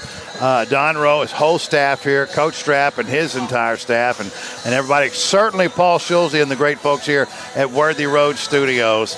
My man Bryce Mott producing and directing. You, of course. Love you, Bryce. You're the best. Did a great job, as you always do, Chuck. Of course. And at color commentary. Anything you'd like to say about me? Steve Bowers is already gone. Look at Steve. He gone. So nothing you'd like to say. Who are you? Yeah. Look at you. You look nice. You look nice in your shirt. I look nice in my shirt. Thank you very much. So that's going to do it for us. We're going to send it back to the studios of Jackson's News Talk 101.5 FM. Bryce Mott going to take you until 10 o'clock. We will be back in studio tomorrow morning, 8:30 for Everybody Talks, the Friday edition. And programming note for you tomorrow night, because we've had this game tonight. Yeah, baby. The only game that will be broadcast live on our platform, Worthy Road Studios, will be the Trinity game. I will be in the studio at 6 o'clock with a pregame show, getting you caught up. Yeah. And not just high school football, but at 6 o'clock to 7, we'll mainly be doing high school football, talking about these games tonight, and then tomorrow night in the game, get you ready for that. I'll be going to a party. And I will take you all the way until 8 o'clock, then I'm going to be having a party of my own, because I'm not used to Friday nights being done at 8 o'clock. I've heard that about you. Yeah, so I'm hyped up about it, man. What a scene it is here at Kirkland Field, here at Carlock Nissan Stadium. One more time, your happy total. It's your USJ Bruins 59 and Jackson Christian 17. So for all those folks that made this possible, and we say thank you. And most importantly, to you who took the time to watch, to listen, we very much appreciate that. Without you, it doesn't happen. And, of course, all the great sponsors who made this broadcast happen tonight. We hope you have a great night, and in 8 days, we look to do the exact same thing once again for USJ Bruin football. So for everybody here, again, one more time, your score, USJ 59 and Jackson Christian 17 from Kirkland Field. Have a great night, everybody.